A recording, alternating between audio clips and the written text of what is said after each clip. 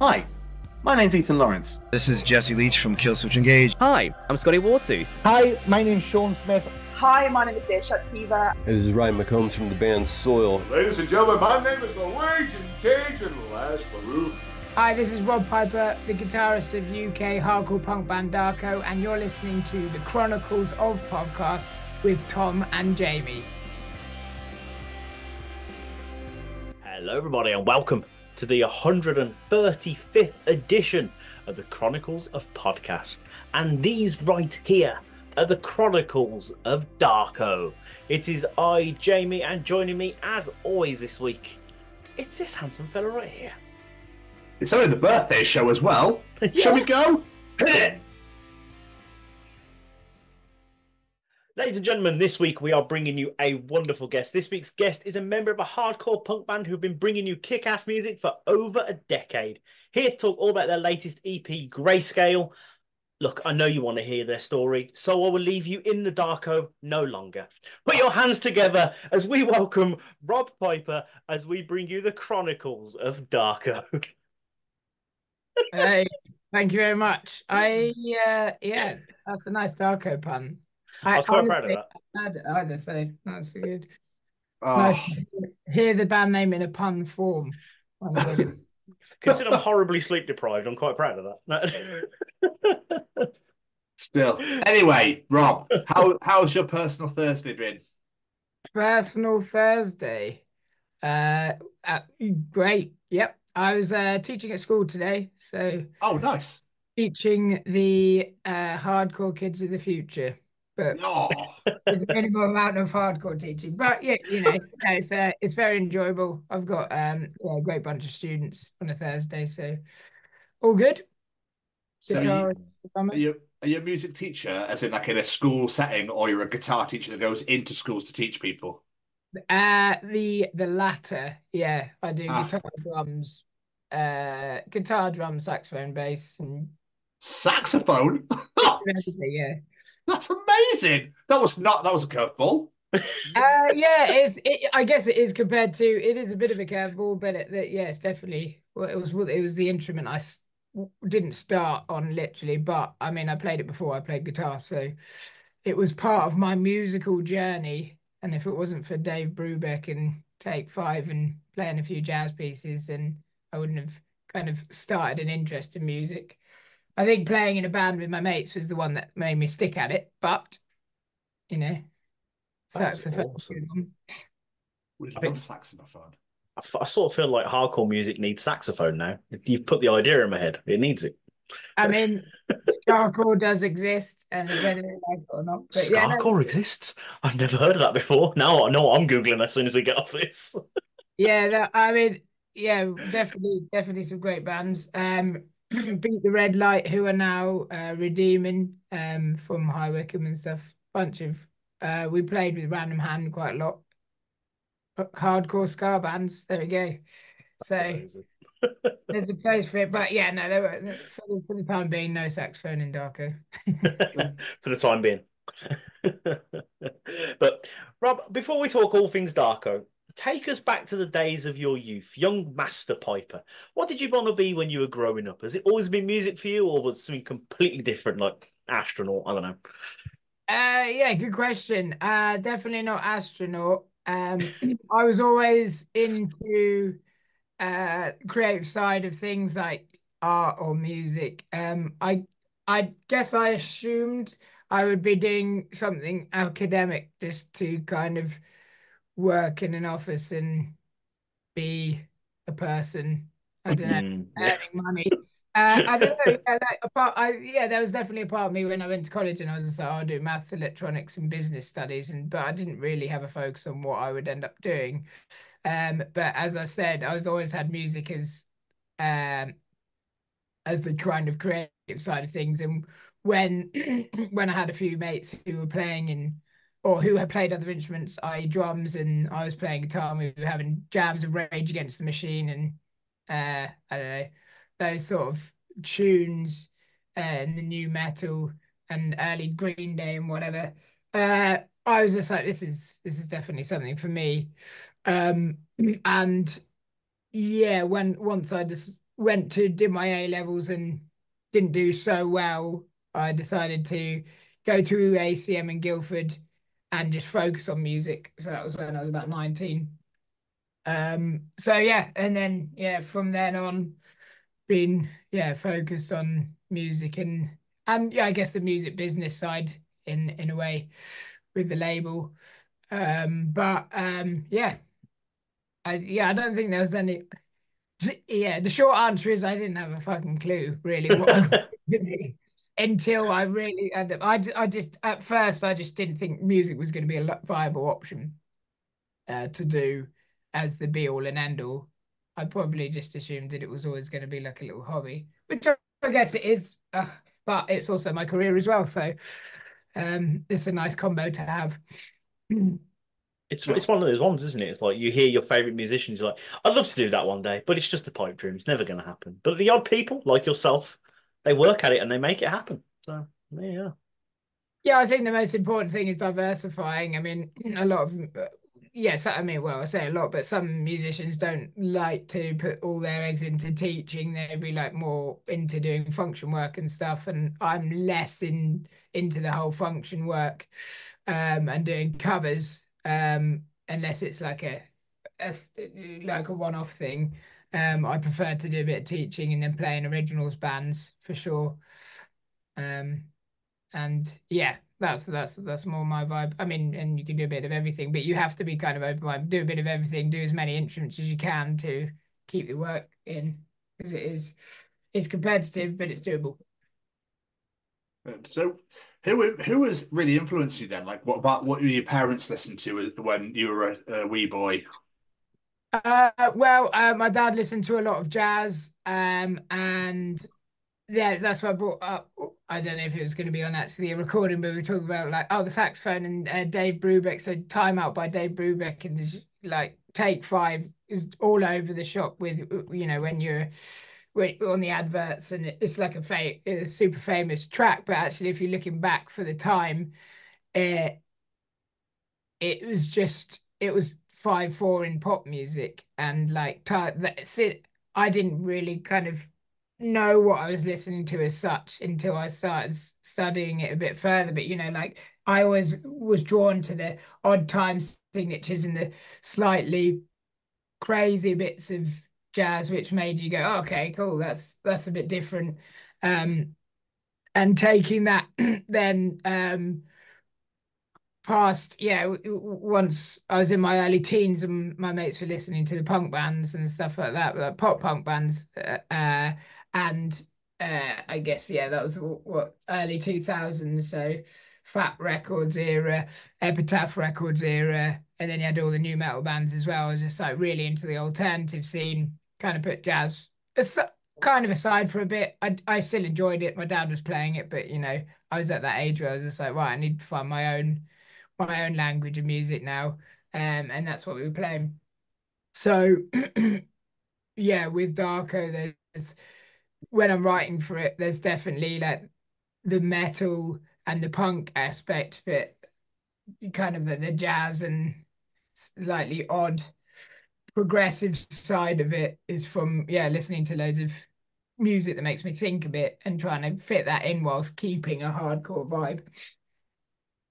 Right.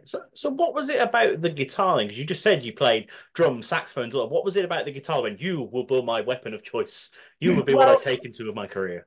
Yeah, good question. So I guess like it as a more like you go into school and you do music lessons, and I started off on playing the flute actually for a bit, and then I was as a young boy, which is really sad now, and I feel like I hope that this isn't the case anymore. I guess there's less classical wind instruments out there, but I didn't want to walk into school with a flute because I didn't think it was cool. I didn't think it was very masculine, and I felt like it was.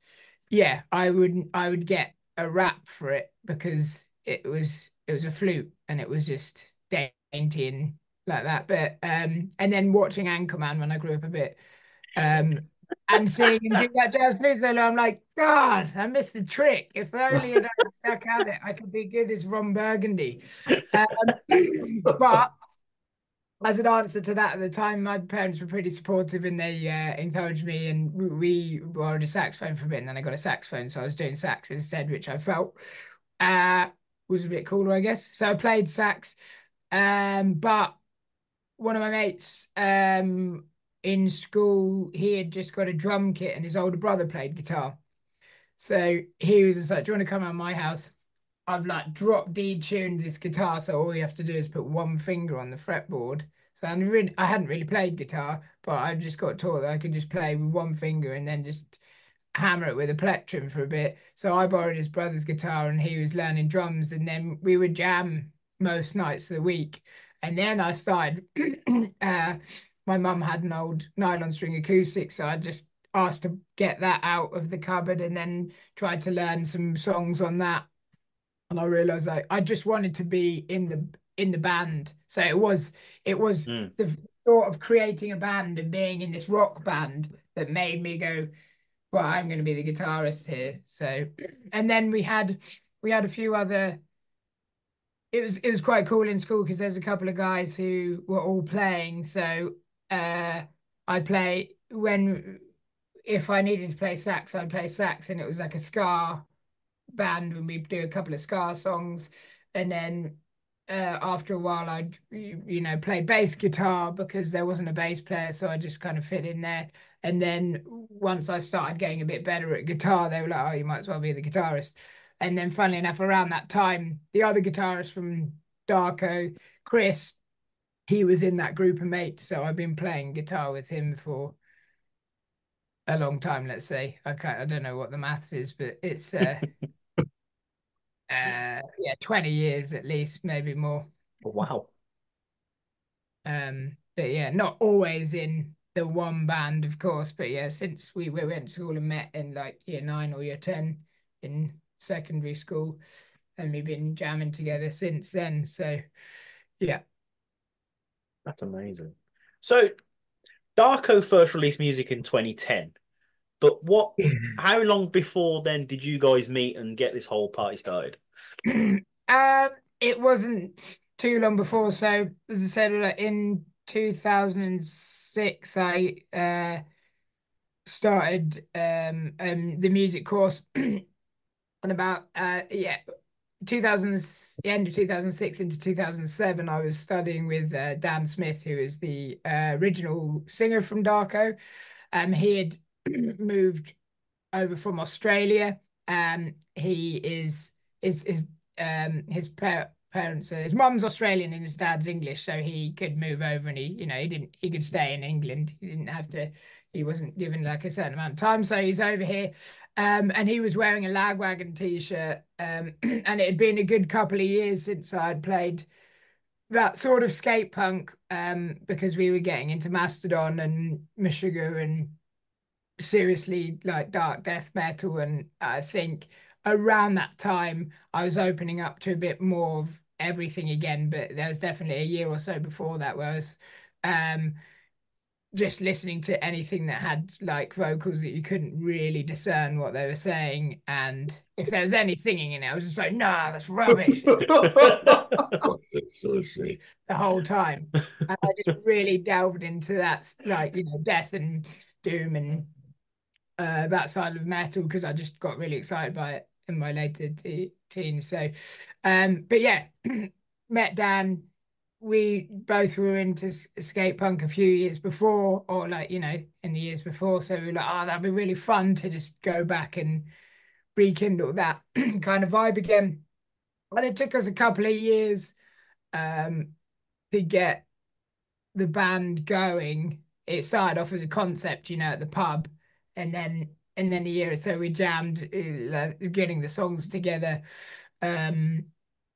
And it was 2010 was when at the end of 2009 we recorded the first selection of songs, and then 2010 we released it, and we had found it wasn't the original recording drummer, but we found Andy, who is now drumming in our in Darko. Just after we released that EP, he came to one of our gigs, and started chatting to us, and he was really into like the double time drumming, and he's the best double time drummer I've ever met. Like playing with him is just like perfect for the style, just fast hardcore. He's just got it down.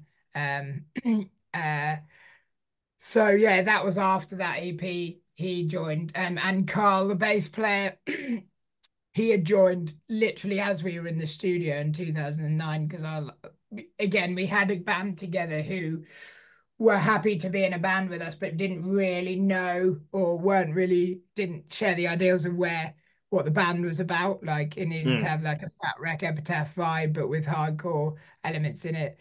And I think once Carl and Andy joined, we we all knew what we were going for basically. And then 2000 2010, just after that first record was released, I felt like we were in a band and everybody had the same focus. And then it wasn't until that 2012 EP where it was just like, this is going in the direction that we intended when we started, rather than trying to force something. Incredible. I mean, I like to ask this question because I'm always intrigued by what came first. The name Darko. How did you come up with it? But what did you have before? Because I always like to know what, people come up with and go, no, don't like that. No, don't like that. That's great.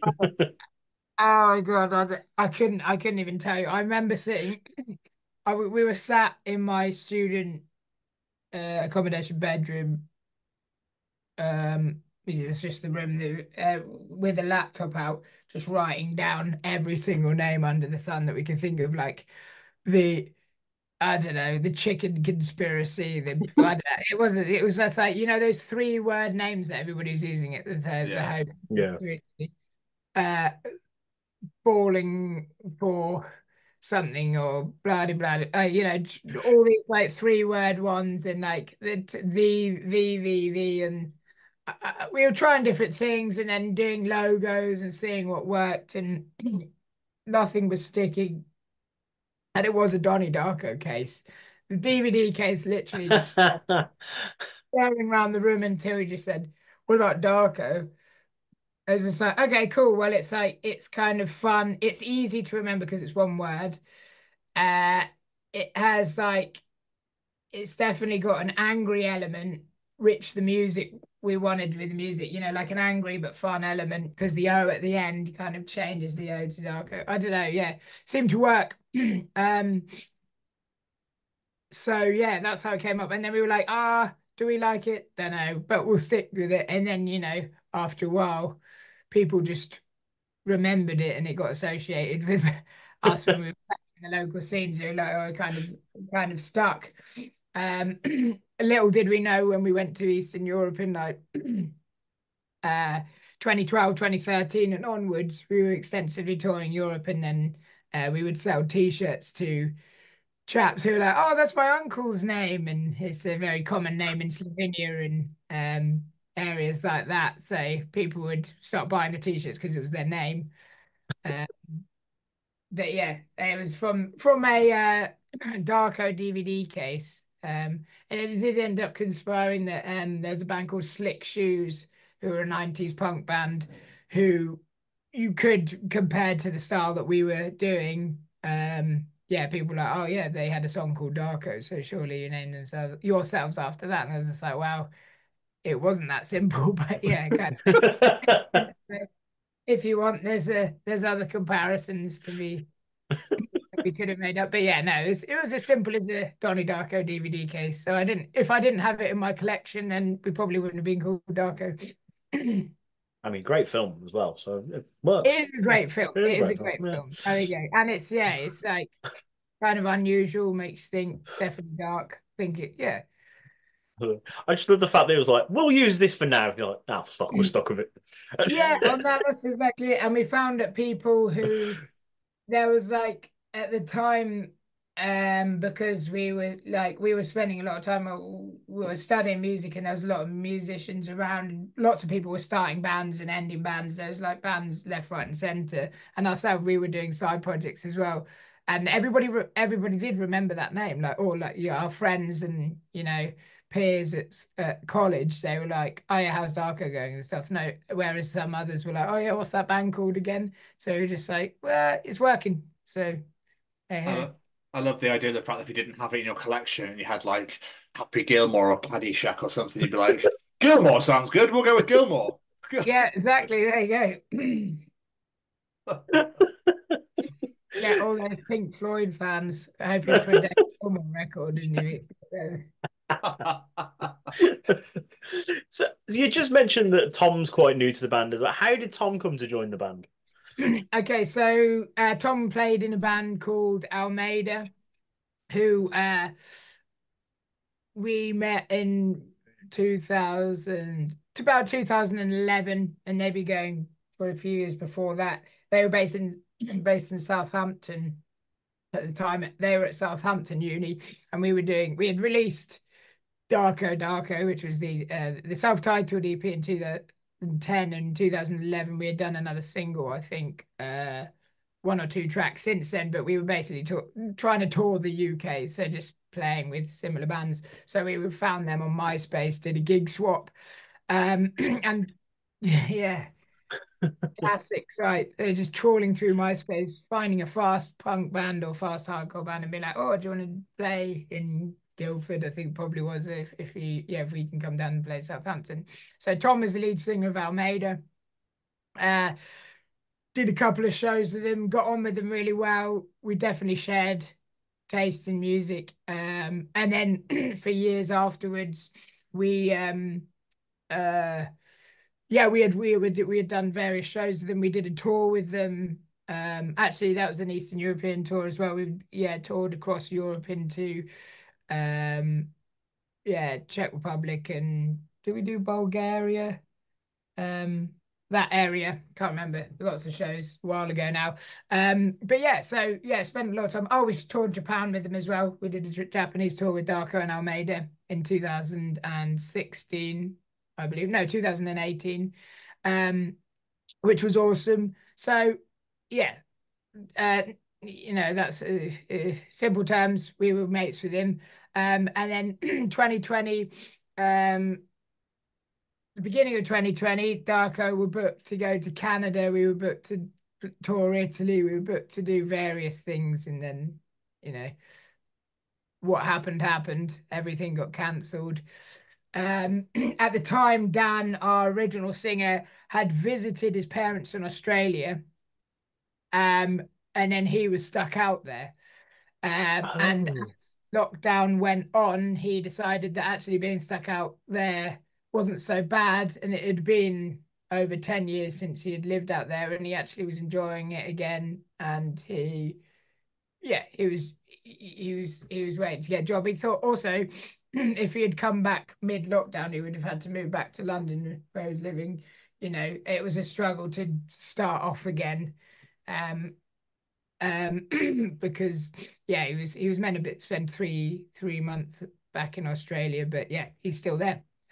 So I think it was end of 2020. He dropped me a message and said, "Look, I've just realised that this is probably going to be where I'm staying for a bit. Obviously, that's not going to work out with the band. We don't even know what's going to happen. We were in and out of lockdowns left, right, and centre. Like who knows? We could have whether the band was going to tour again." But yeah, so he parted ways with the band, and then we decided to carry on with his with his good word. He was to say, yeah, if you want to carry on Darko, so be it. I'm very fine with that. And I'm pretty sure, I don't know whether this is true now because it's so long ago. I'm pretty sure he name dropped Tom because he's friends with all of us. He was just like, why don't you ask Tom? We knew that Almeida was kind of slowing down a little bit. They'd lost a few members.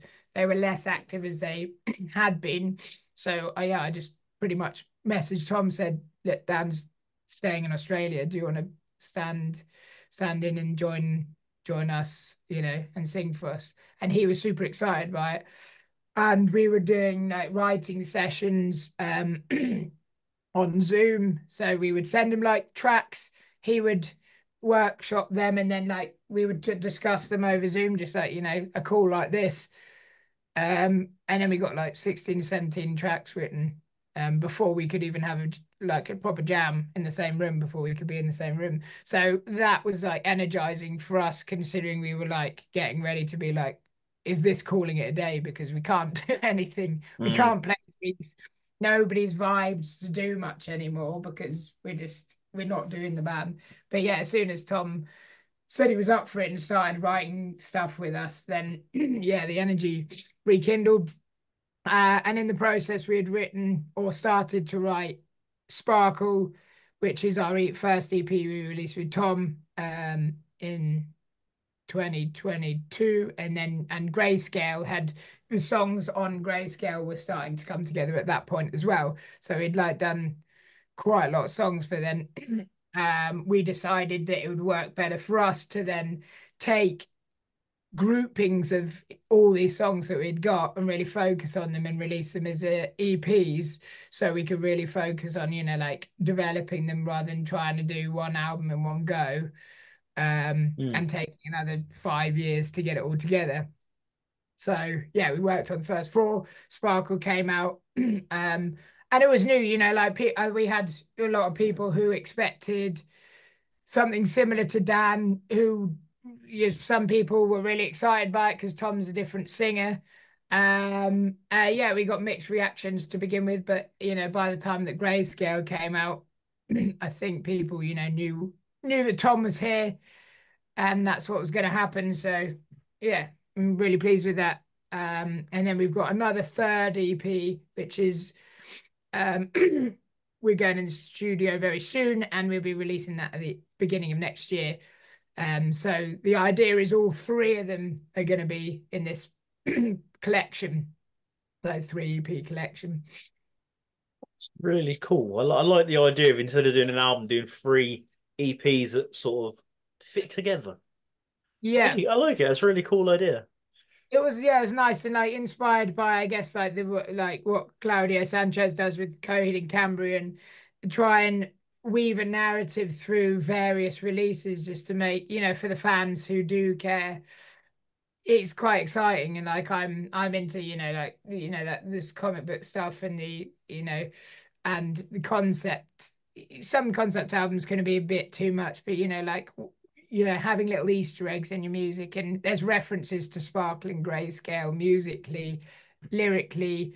You know, we've got Orcs 1 on Sparkle, Orcs 2 on Grayscale. The artwork's done by the same artist, which is Helena Smith, who's based in Ireland. She's a watercolor artist, and she has done custom artwork for both EPs, and it just looked beautiful. And together, like, the records just work, but they're juxtaposition, you know, that Sparkle's bright green with a big Atlas moth butterfly type thing on the front, so it's like a moth but it's got beautiful wings, and then the second one's a decaying apple, but it's still the same style artwork, and it just complements each other. So yeah, I'm just really pleased with how they've come out, and I'm really excited to get the third one going as well to complete it. So I love that. My next question was going to be, how are they linked together? And you just answered it straight away. Like, I yeah, didn't even need to ask a question. It's fucking great. I realised that the question was like, how did Tom join the band? And I've gone off on a bigger tangent than I need to, maybe. But yeah. We love tangents. We do love tangents. We love tangents. So you're all good. So before we do talk about the new EP, we always like to discuss the creative process in a band. So are you guys like music first and lyrics, or lyrics then music, or something completely different? We have been at this time, but I think it's just the manner of like what we'd, yeah, I mean, like from the offset of Darko, just because myself and Chris write a lot of the music. Chris is the other guitarist, and what we'd do is like either one of us would lightly write a guitar riff or something, jam around, program some drums to it, put it all together, go into GarageBand, and you know, like, get a rough song structure. Then at the time we'd go to Dan, or like sit down together and try different ideas over the top. And that's kind of like how we approached Tom. By the time we'd asked Tom, we'd had loads of these little ideas floating around, and you know, like, this could be a song, but we'd pull them apart afterwards. So we'd have that. Then Tom wrote the vocals over the top. this is the new stuff or if we've been done in the past, and then we'd like listen to it and be like, okay, cool. Now we've got the melody, top line melody on. Is like, is this part even needed, or do we need to put an extra repeat in somewhere to kind of make these lyrics work a bit better? So yeah, if we were, especially as we're talking, Sparkle and Grayscale have been kind of that process. So having the music, putting the lyrics on, and then going back and tweaking the music to kind of work with how the direction of the vocals have gone. But yeah, Tom's uh done all the lyrics and the ideas of that. We've shared some of the melodies, so we'd be like, oh yeah, we've got this riff here, and it could be this vocal melody. So some of the stuff that he's like gone, okay, and he's kept to what we want. But I kind of prefer now. Now I've worked with him for a bit, not telling him anything because he might take it like likelihood is a cooler way where you don't expect it. And I think especially as if you're influenced in certain bands, you could end up doing like more of a pastiche, be like, oh, this guitar riff's influenced by this band. And if the way that I'm hearing it, because it's influenced by that band, I might do the vocal line influenced by that band as well. But he might come in and do a vocal line which takes it in a totally different direction that I don't expect. And at first you'll be like, oh, but that's the kind of cool thing about the music. And then that makes it, us because it's all the people working together. And similarly with guitar stuff, sometimes Chris and I will come together with one guitar part, and then the other guitarist will come and change it up. But it depends on how far we get into writing a song. Some of these songs, like we will like lock ourselves away and spend 2 days, 2 or 3 days recording it and meticulously putting it together, and then there's a bit more done than others. But yeah, and again, same with the bass and the drums, like Carl and Andy will take what we've done in the program thing and then put their own twist on it and make it theirs, make it a little bit more flavorful. Nice. I mean, I had a question, obviously, that was more designed for Tom, but I don't know how much you are a part of this process lyrics wise. Are the songs more personal? Are they more story based? Are they political? Like, what sort of avenue have you gone down, and what's like the inspiration behind them? I mean, like hugely political, and there's a lot of personal input there from Tom as well. And one of the things, there's very talented songwriters in Almeida, his previous band, and actually he wasn't a primary songwriter, so he was kind of given he was given stuff to really really great songs to sing, and he was like he was just like he wasn't necessarily writing the lyrics or the melody as much. He'd have input, but yeah, there was a primary songwriter in his band. So when he came to Darko, and we were like, "Can you write something over the top of some music, but you've got basically free reign of melody and lyrics?" He was just like, "Oh wow, I haven't done this for like for a band." So which surprised me because he's incredibly versatile and technical singer. But yeah, so in that case, we kind of let him have free reign a bit, which was exciting. And then, as I said before, with melodies, gave him some ideas. But yeah, lyrically, especially as we had just come out of lockdown, he had some pent up anger and things to say. And yeah, there's more stuff on our socials. He's like in each song we go into, and it's better coming out of his mouth than mine. But yeah, hugely political. I mean, like the first song on the ladder is really nitpicking the punk scene and saying, everybody's aware of things that need to be done, but things need to be done more to stop misogyny and move forward for a more diverse and safer space. I think that's like in music altogether. Like it's nice to think that there's some really positive stuff happening, but there's always more that can be done. So all marginalized groups, whether it be gender or race or whatever group that is, they feel welcome and they can enjoy the music as much as a white cis man. And also the song looks into the fact that, yeah, it might be ironic coming from five white guys, shouting about this, but that's just the reality of it. I mean, that's what we're here, we're playing music, but we still want the scene to be diverse. So that's a very important one. And there is, yeah, I mean, the various ones about uh politics and the atrocities that are happening in the in government, and uh an angry voice behind that. So yeah, as I said, we put pretty open to sharing that on Instagram, and the lyrics and breakdown of the lyrics, so you can find more about that Okay. on our Instagram and Facebook page, because Tom can put it much more eloquently than I You can. got the message across fine, don't worry. We get it, we get it. But you're right, though. It's important that people talk about this, and the fact that you're going out there and saying everyone's welcome. It's important for people to hear that message, and the fact. So absolutely beautiful, absolutely beautiful. So let's talk about the Greyscale. It's been out for a couple of weeks now. What has the reception been like from the fans?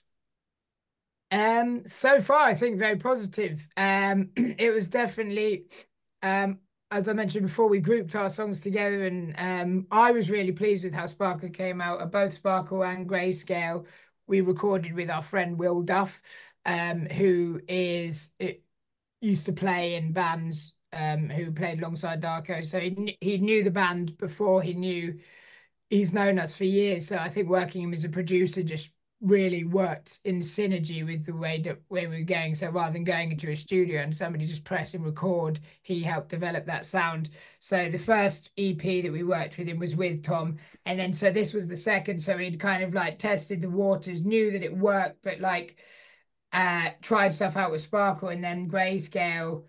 It just seemed to, like, when we were putting it together, there was hardly any questions asked. It was just like, how do we want it to sound? All right, let's do this. As soon as we were tracking, we were like, yeah, he's getting it. He was getting the sound for us.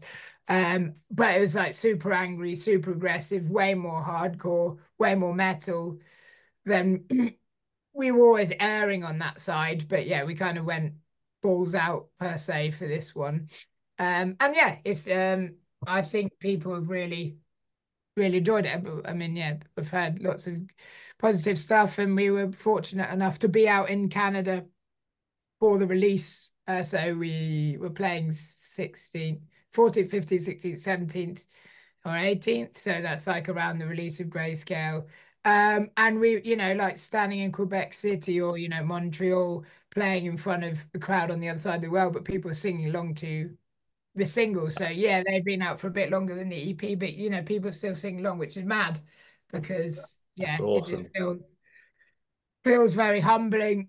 So in that respect, watching people singing along and like shaking the fist, as you do at gigs, two brand new songs is really good feeling. So it must be doing something for some people. Yeah. You mentioned earlier how the feedback to Sparkle was a bit different because obviously people getting used to Tom and being a new singer and whatnot. Has that sort of gone away now and people are just like, fuck yeah, bring me the new stuff. I'm loving this. Yeah, I think so. I think, yeah, I felt there was a bit of pushback from, like, there's always going to be, like, that's the especially if you're on YouTube or anything with the comment system now, you could put a video up which is harmless and you're not trying to do anything, out of a band, or anybody who puts content up, there's somebody trolling to Yeah. say something negative. But it kind of was a nice feeling I hadn't realized how many people actually cared about our silly little band until we shook things up a bit. And then we upset a few people saying, "Oh, right, you've changed it." Maybe, like, who they won't ever see us, or they won't get any more music with Dan singing. So it's nice to know that Dan was appreciated.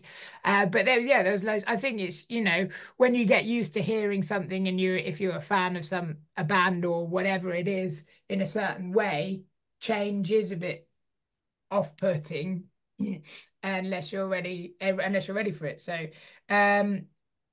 but yeah, I think Sparkle was more progressive than our previous, like, fast punky stuff anyway.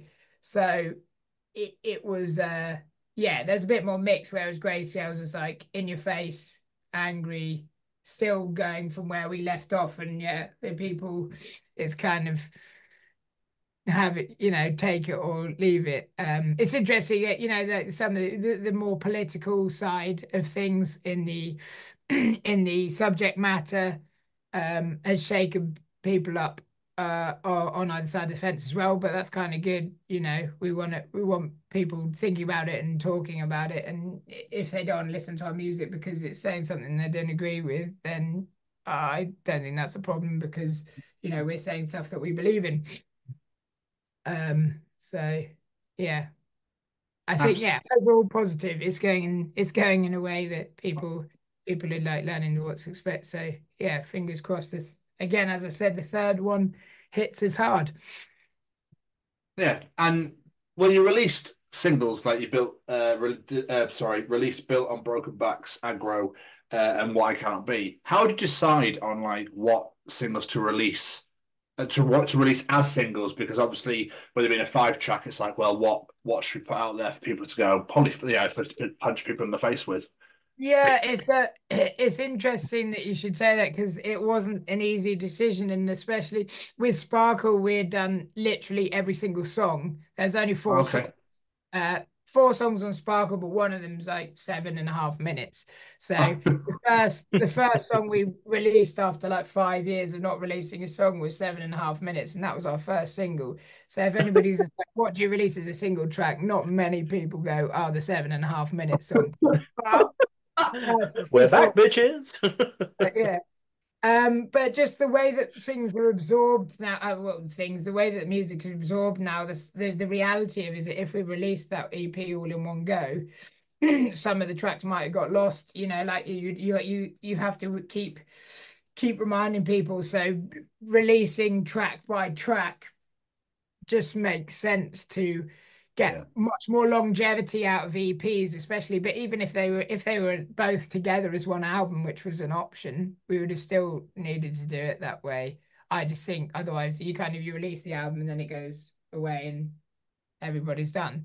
So Sparkle was in order of the tracks on the record, which kind of worked out. And then when Greyscale came out, it took us quite a while to put the rest of it together because we had recorded it, and then obviously there was a year in between the two, and we just was like really thinking about what we wanted to do with it and how we wanted to deliver. But it's just once we had got the final masters back, sitting down, and I think, as you said, what was the one that punched you in the face? Yeah. And we, like trying to do ones that people, you know, I think it was just like what you'd expect to hear, but the ones that maybe hooked people in. So I think, yeah, What I Cannot Be was short and, short one, aggressive, straight to the point. And that, yeah, that hit hard and it's fast and it happened. So it's just like, bam, we're back. This is angry. It kind of, I feel like it's a strong message. It's the sound of the EP. It's not too much to take in one go, and it just comes in. And then we did Aggro again, similar vein, but with a few more twists and turns in it, and Built on Broken Backs, a bit more straight and fast, but like each one kind of I felt like had a few more twists and turns, and then leaving the Orcs 2 and Lowest Hanging Fruit for the EP, which are more. I feel like there's more going on in those songs.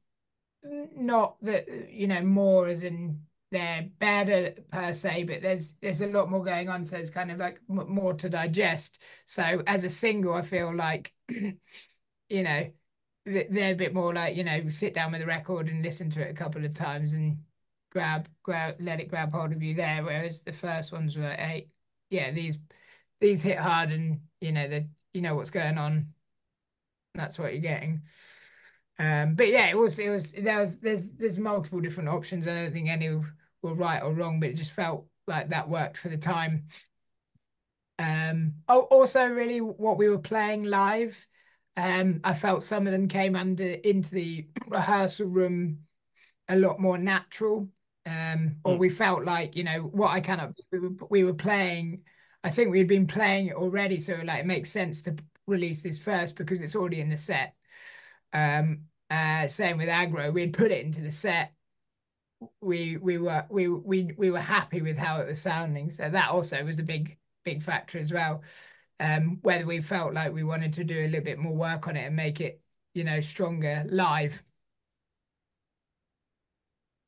So, do you have a particular favorite track off the EP, or is that like picking your favorite child? Uh, no, I don't think I do. It changes, due to the fact that I was like, kind of put together some of the video content and the other side of things. I listened to the same track and the same little bits of the track, and even after a year after recording the EP and then just putting a video together and just trying to synchronize up bits and listen to it again and again, and then you just be like, oh my God, this thing's going spinning around in my head. So sometimes these riffs start meaning nothing, or but I'm not sure. I'm not sure. I get like, I think Orcs 2 is one of the good examples of ones that a riff that I'd written and I hadn't expected Tom to go full death grunt on it, and that's the one that comes in like that was the first Darko song full stop that comes in, and it's got like the guttural death scream in it, and I just remember him demoing it and just be like, oh, and then are we gonna do this? And then we're just like, actually, do not fuck it, because nobody's expecting that. We've started, we were doing the shouty, we were doing the hardcore, we were doing the singing bit, but we haven't gone full on, that. So that was really exciting because I hadn't expected, I never heard that over that riff. It makes sense, but because it was darker and we'd never done it before, that was like a twist. So like I like the ones where Tom's done stuff, and like there's some mad stuff in Lowest Hanging Fruit as well, where he's taken influences from Sixth and Mikey and Justin from Sixth, and they're like he he's talking to himself in it and doing loads. He can do loads of different voices, but one after the other, and live as well. He somehow manages to do it. It's just mind blowing, really. But yeah, massive Sixth influences in some of this as well, which is what we've had. We haven't executed maybe very well, but I've been a huge Sixth fan for the entirety of Darko, and like although we were playing in a punk band, that sort of band was just like hugely influential. So yeah, it's fun when he brings that to the table, and you're just like, yeah, it's just exciting to still hear. And one thing we love to discuss a musician on the show is music videos. Are you a fan of making music videos, or do you absolutely fucking hate making music videos? I like creating. I like creating. I think this is something my girlfriend said as well, because I complain about it because I've made many music videos for my own bands and for other bands. So I'll complain about it, but I keep going back and doing it, so I must enjoy it. So creating the music video, and I think we live in a world, just as I was saying with the singles, because stuff's coming out with a single, and the way that people absorb music and get attract, like we're constantly scrolling, the sad reality of it. So how does a song catch our attention? Is the music video, or at least a video clip. It might be like a small clip that grabs you. So yeah, it's intense because you've done all the creative process of creating an EP, and you're a band and you're doing the music side. But I think then it gets to the music video and you're just like, what are we gonna do? And music videos with storylines, I think, could be very polarizing for fans, like cheesy, or maybe it becomes epic. And like high budget music videos with like storylines could sometimes carry, but if there's it's a yeah, you have like these heavy bands and it's essentially a love story in it, and that's fine. It works for some people, but as I said, it could be both. You'd be like, oh God, what are they doing and why are they doing that? So we've kind of, you know, maybe chicken out choosing whether to do a storyline and just done loads of like here is us in a room playing the song. Um, but I've always had the feedback that when people watch Darko live, it's quite fun to watch because Carl's got a big beard. He's like jumping around everywhere. Like there's there's technicality in the instruments where you kind of want to keep looking around to see what people are doing. So, you know, it's not so bad doing a playthrough video, but it does get, there's as a band, we're just like, well, how many times can we do this? And is that creative? But yeah, I mean, we did a first lyric video for Orcs 2, which what's the date today? Was out last week or something. Again, lyric videos don't hit as hard then full videos, but it's is what it is really. It's something visual to promote the music. In the past, we've had a lot of fun with it. I mean, like in 2014, we all dressed as cricket players to take the piss out of the fact that we were a Surrey-based band, and then we terrorised Guildford High Street dressed as cricketers. So if you hadn't seen that one, Blast from the Past, that's Atlas to Atlantis. But I feel like we were a bit, yeah, we were happy to be way more tongue in cheek at that point, and it was fun, and it works for that. But that's I feel like that kind of vibe isn't where we're going with the newer stuff. But I really enjoy the fact that we did do it. And one of the previous ones as well, we dressed as Power Rangers. Oh, And then made it. What's the Power Ranger? What's the robot where they all join together? Megazord. Megazord, that's the one. Yeah, so we like built a box Megazord, and so that was in the company of wolves. Actually, when we were on tour once, we all got the Megazord helmet tattooed as a tattoo as well. That video, and then again, like that sort of video, I think is fun.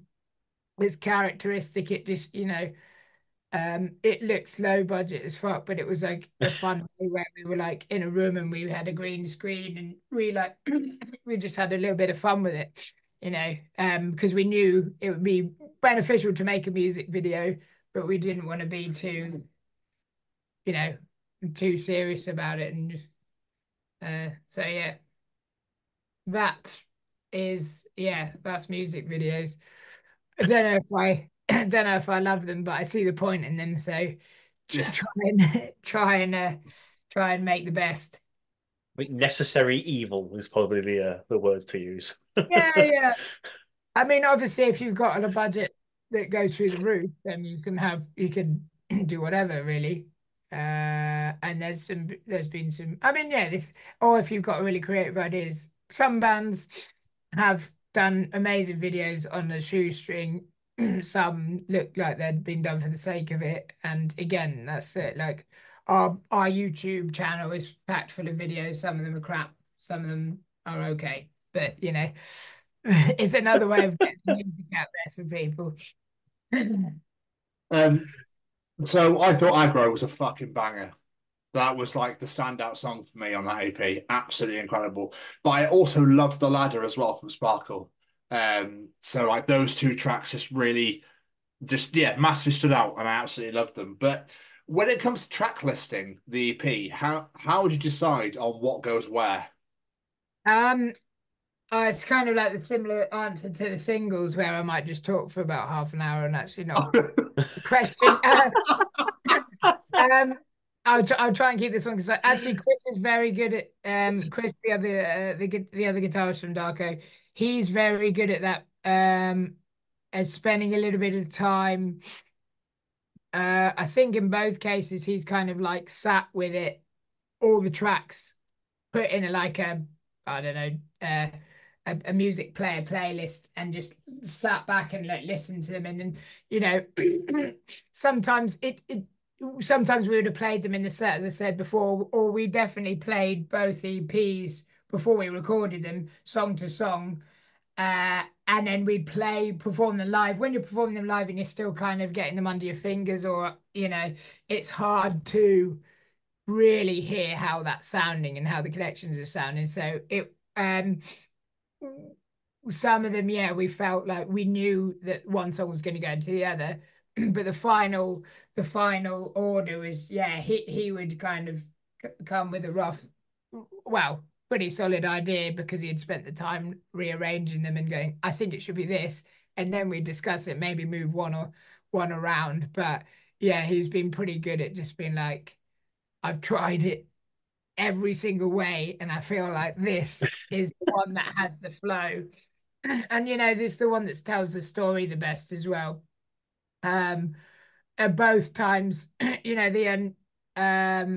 once we kind of had that idea as well, it's easier to put any more of the I guess effects in there. So especially at the end of Sparkle, I mean, like coming in with the ladder was, again, bold idea. It was going to be first single. It was 7.5 minutes straight in with that song. So if the person listening to the EP doesn't like a long song, they're immediately put off. But it was just I'll Be Bangers. So it is one of my favorite tracks that we've ever done. And it's just, yeah, it's just intense. It just carries on going. And I always thought that it was just going to be a joke. Like when we got to that length, we were just like, it's never going to be that. We're going to chop it up. It's going to be a couple of songs, or it's going to go in the bin because it's so many together. And Tom just immediately was like, this is sick. Here we go. Here's the voiceover. And we're like, oh, this is happening then. This is happening. So that was like, yeah, that's how we saw it. But then quite as the ending of Sparkle, I just think is beautiful. And then it also contains the lyrics Sparkle fades to Greyscale, which was a kind of like connection. So Sparkle fades to Greyscale is the lyric in is where Sparkle title comes from and Greyscale title comes from. And there's going to be some connection to the last EP as well, which I'm not going to give away because also I don't even know if we're going to fully go with it, but we've got an idea of how that's going to tie all together as well from those. But the last song on Greyscale is Lowest Hanging Fruit. There we kind of like flipped reversed it here. So the longest track on Greyscale is the last one, but it kind of feel like, yeah, Greyscale definitely takes you on a journey and it comes in fast and aggressive, and then it, like you're into Lowest Hanging Fruit, which is still keeping up, but by the time you get to the end of Lowest Hanging Fruit, it's got a reference to Sparkle in music wise. So the very last riff of Lowest Hanging Fruit is actually the same chord sequence and lead line as in Cruel to Be, which is track 2. I don't even know. You're saying how do we come up with the track listing? But I don't know. Cruel to Be from Sparkle. It's just slightly different tempo, but it's exactly the same. But that's amazing. It's a nod to that. So if you hadn't noticed that and you've been listening to it, to anybody who's listening, then that, yeah, try and pick out where in Cruel to Be that is. But yeah, it's the same, and that's fun to do because it works. It doesn't sound like I feel like it doesn't sound like we've just chopped a bit of Sparkle and put it at the end of Greyscale for the sake of it. It feels like that's the part of the song, but it's referencing each other. That is genius. That's so clever.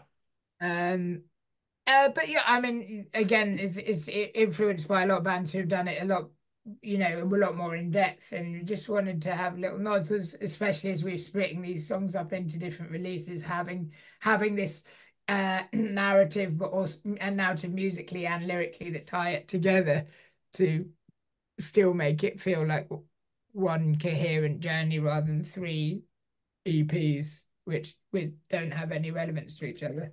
Yeah, it's fun to kind of think about that whilst you're doing it.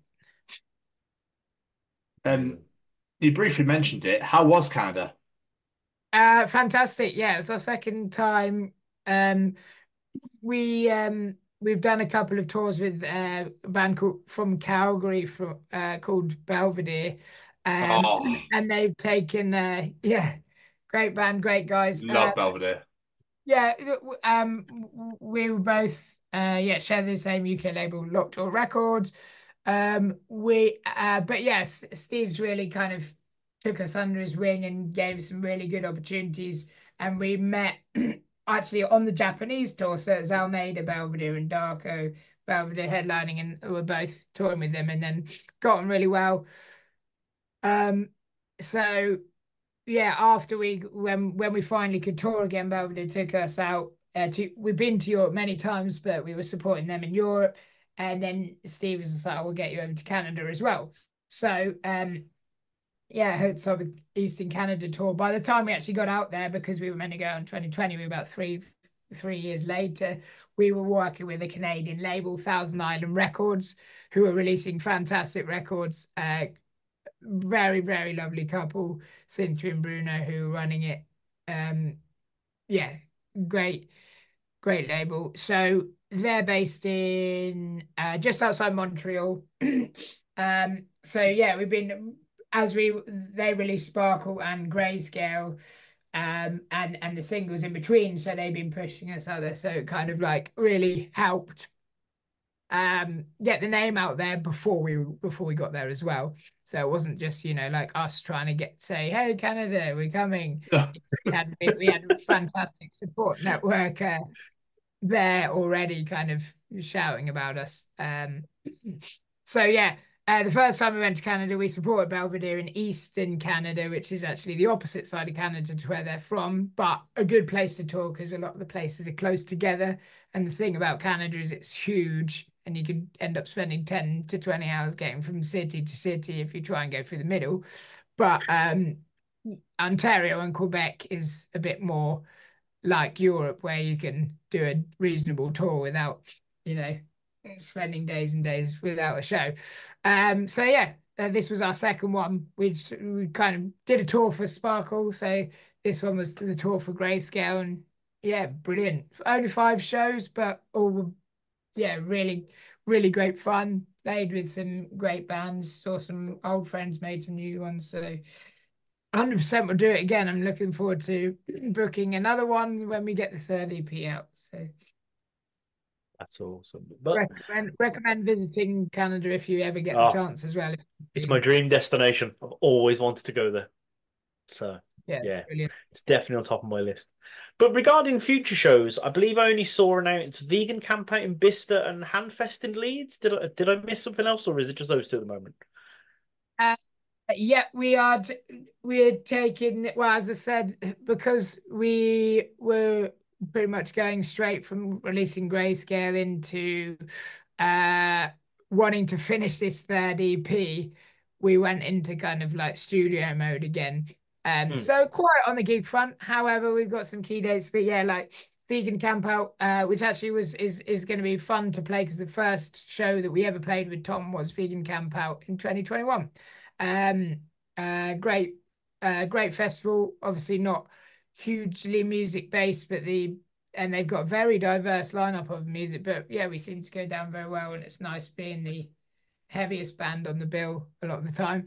Handfest with Random Hand, that's going to be really good. Couple of days in Leeds. We played we played the London version of Handfest last year, which was the aggro video. So that's looping in with music video ideas. I knew that we had to do a music video for aggro, so I got a few people to take some video of us playing aggro at Handfest, and there we have the aggro video, which was a nice blag, so it didn't mash up a live event. So we have to play live, and then we got it all recorded. And then we're actually playing the 29th of this month. I don't know when this podcast is coming out. Next Friday. Okay, brilliant. Yeah, 29th of June this month is Signature Brew Haggerston, which is a Lockjaw Records all-day record fair with a huge lineup. So it's going to be Darko headlining. We're going to use it as like a celebration for Grayscale because we haven't done a London show as like an EP launch. So we're going to have the EPs there. But yeah, we've got One Fall and Oh the Humanity over from Massachusetts. One Fall singer Helen actually sang The Ladder with us when we were in Pooza Fest in Montreal. We didn't even know she was going to be in Montreal, but yeah, she very awesomely got up on stage and sang The Ladder with us when we were there. So very likely that's going to happen again in London as they're playing. So I'm really excited to see One Fall and Oh the Humanity.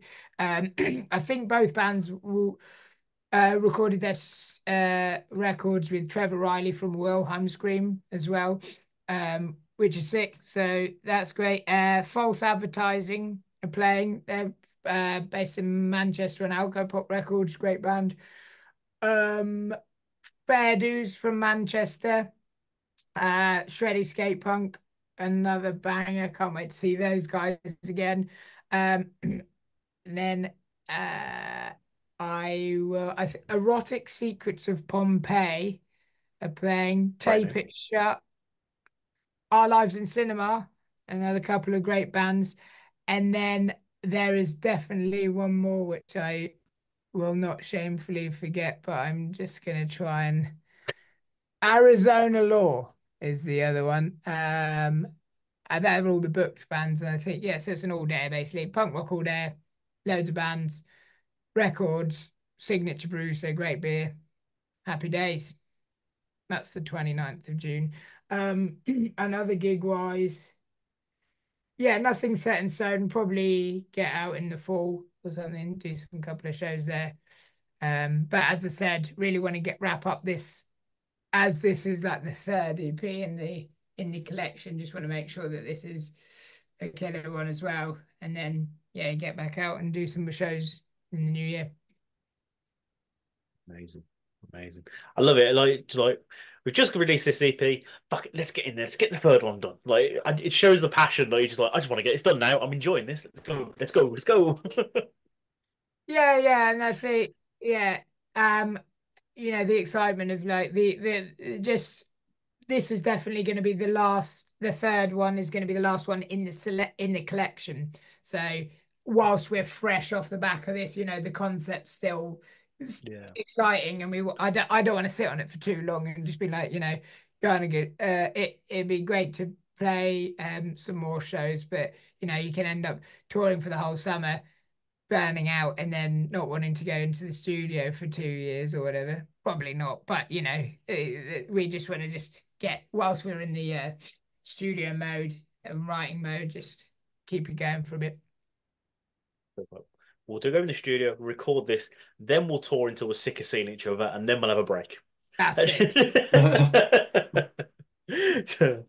So just for people that are listening to this and they're going, I like the sound of this guy, I want to hear some more of his music. If you were to suggest like 2 or 3 Darko songs from your back catalogue for people to go check out, give a good representation of the band, what would they be for you?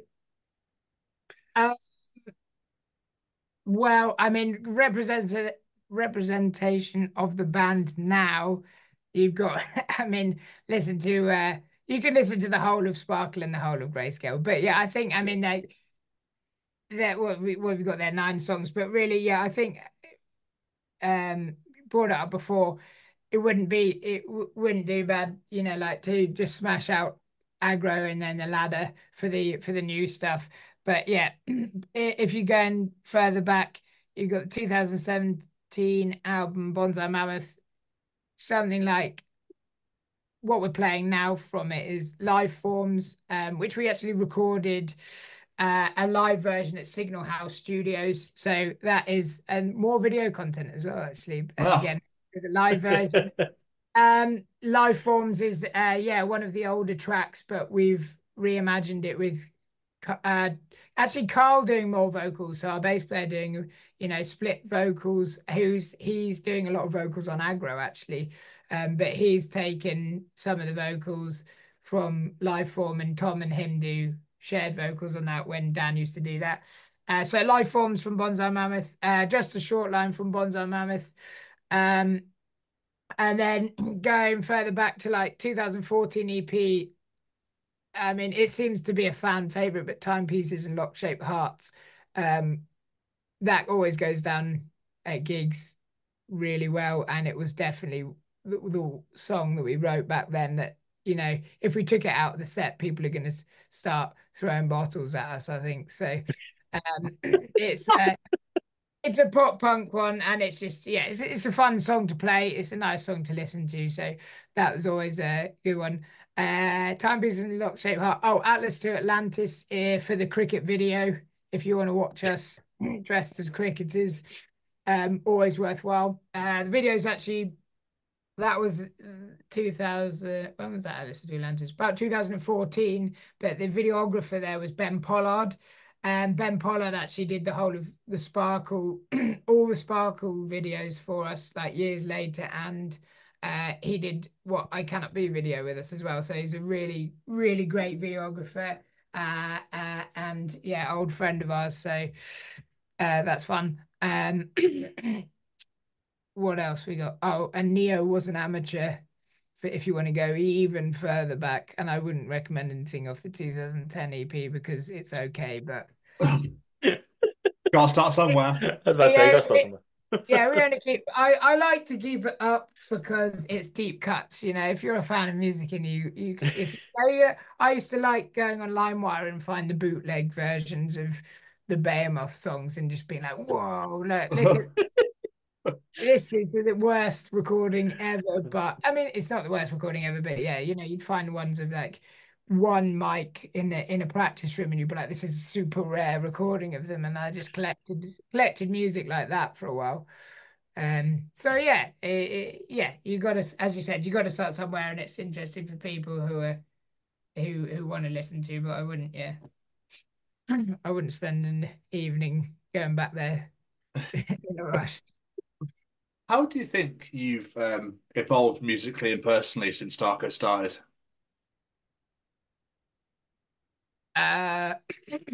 Ooh. I feel like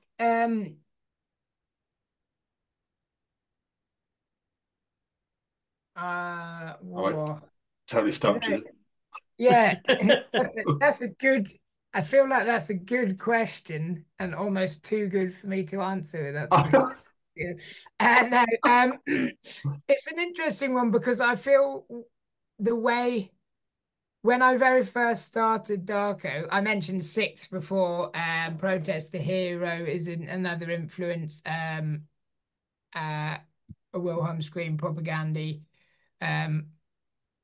A lot of Canadian bands actually. But yeah, Sixth being a main one. For example, Sixth is a good example of like when we first started, I love Sixth and I'd be like, love to see that as an influence. Still nowhere near as good as them, not saying that, but I feel like the music we're writing now is closer to that than it ever has been.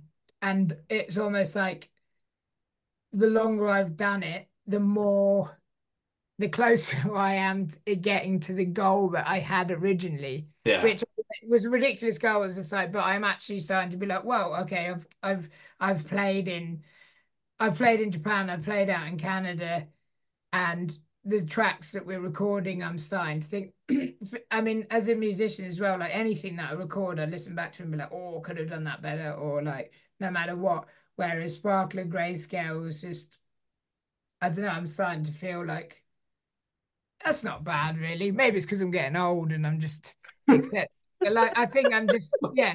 It's starting to get as closer, closer to where I wanted it to sound. I had like a dream of when we first started playing in Darko of like, oh, it could be this, this, and this, and we'd record and be like, okay, that's okay, but it's not what I like. It's not what I'm aspiring to, but it's what the band is now. And I think that's, like we're lucky enough to play with, we've known Tom for years. He's the newest band member, but we've known him since 2011. But yeah, Chris and I have been playing in the band together since, pushing 20 years. Played with Andy and Carl for years and years now. And, we've always been in the DIY scene. So it's never, so we never had that peak and just like, oh, right, fuck it, we hate each other now. And I just feel like, we could push ourselves, and the guys are writing great music, and it's challenging. Like learning how to play Greyscale was a fucking pain in the arse, and it was ages of just been like, Jesus Christ, actually, and even just like relearning it after put it back in the set is just like a pain in the ass. But that's cool. I mean, and although sometimes I feel like maybe that could put some people off when you're playing live and you're just like, oh God, they're just playing for themselves. I do enjoy writing a song that, challenges me to become a better musician.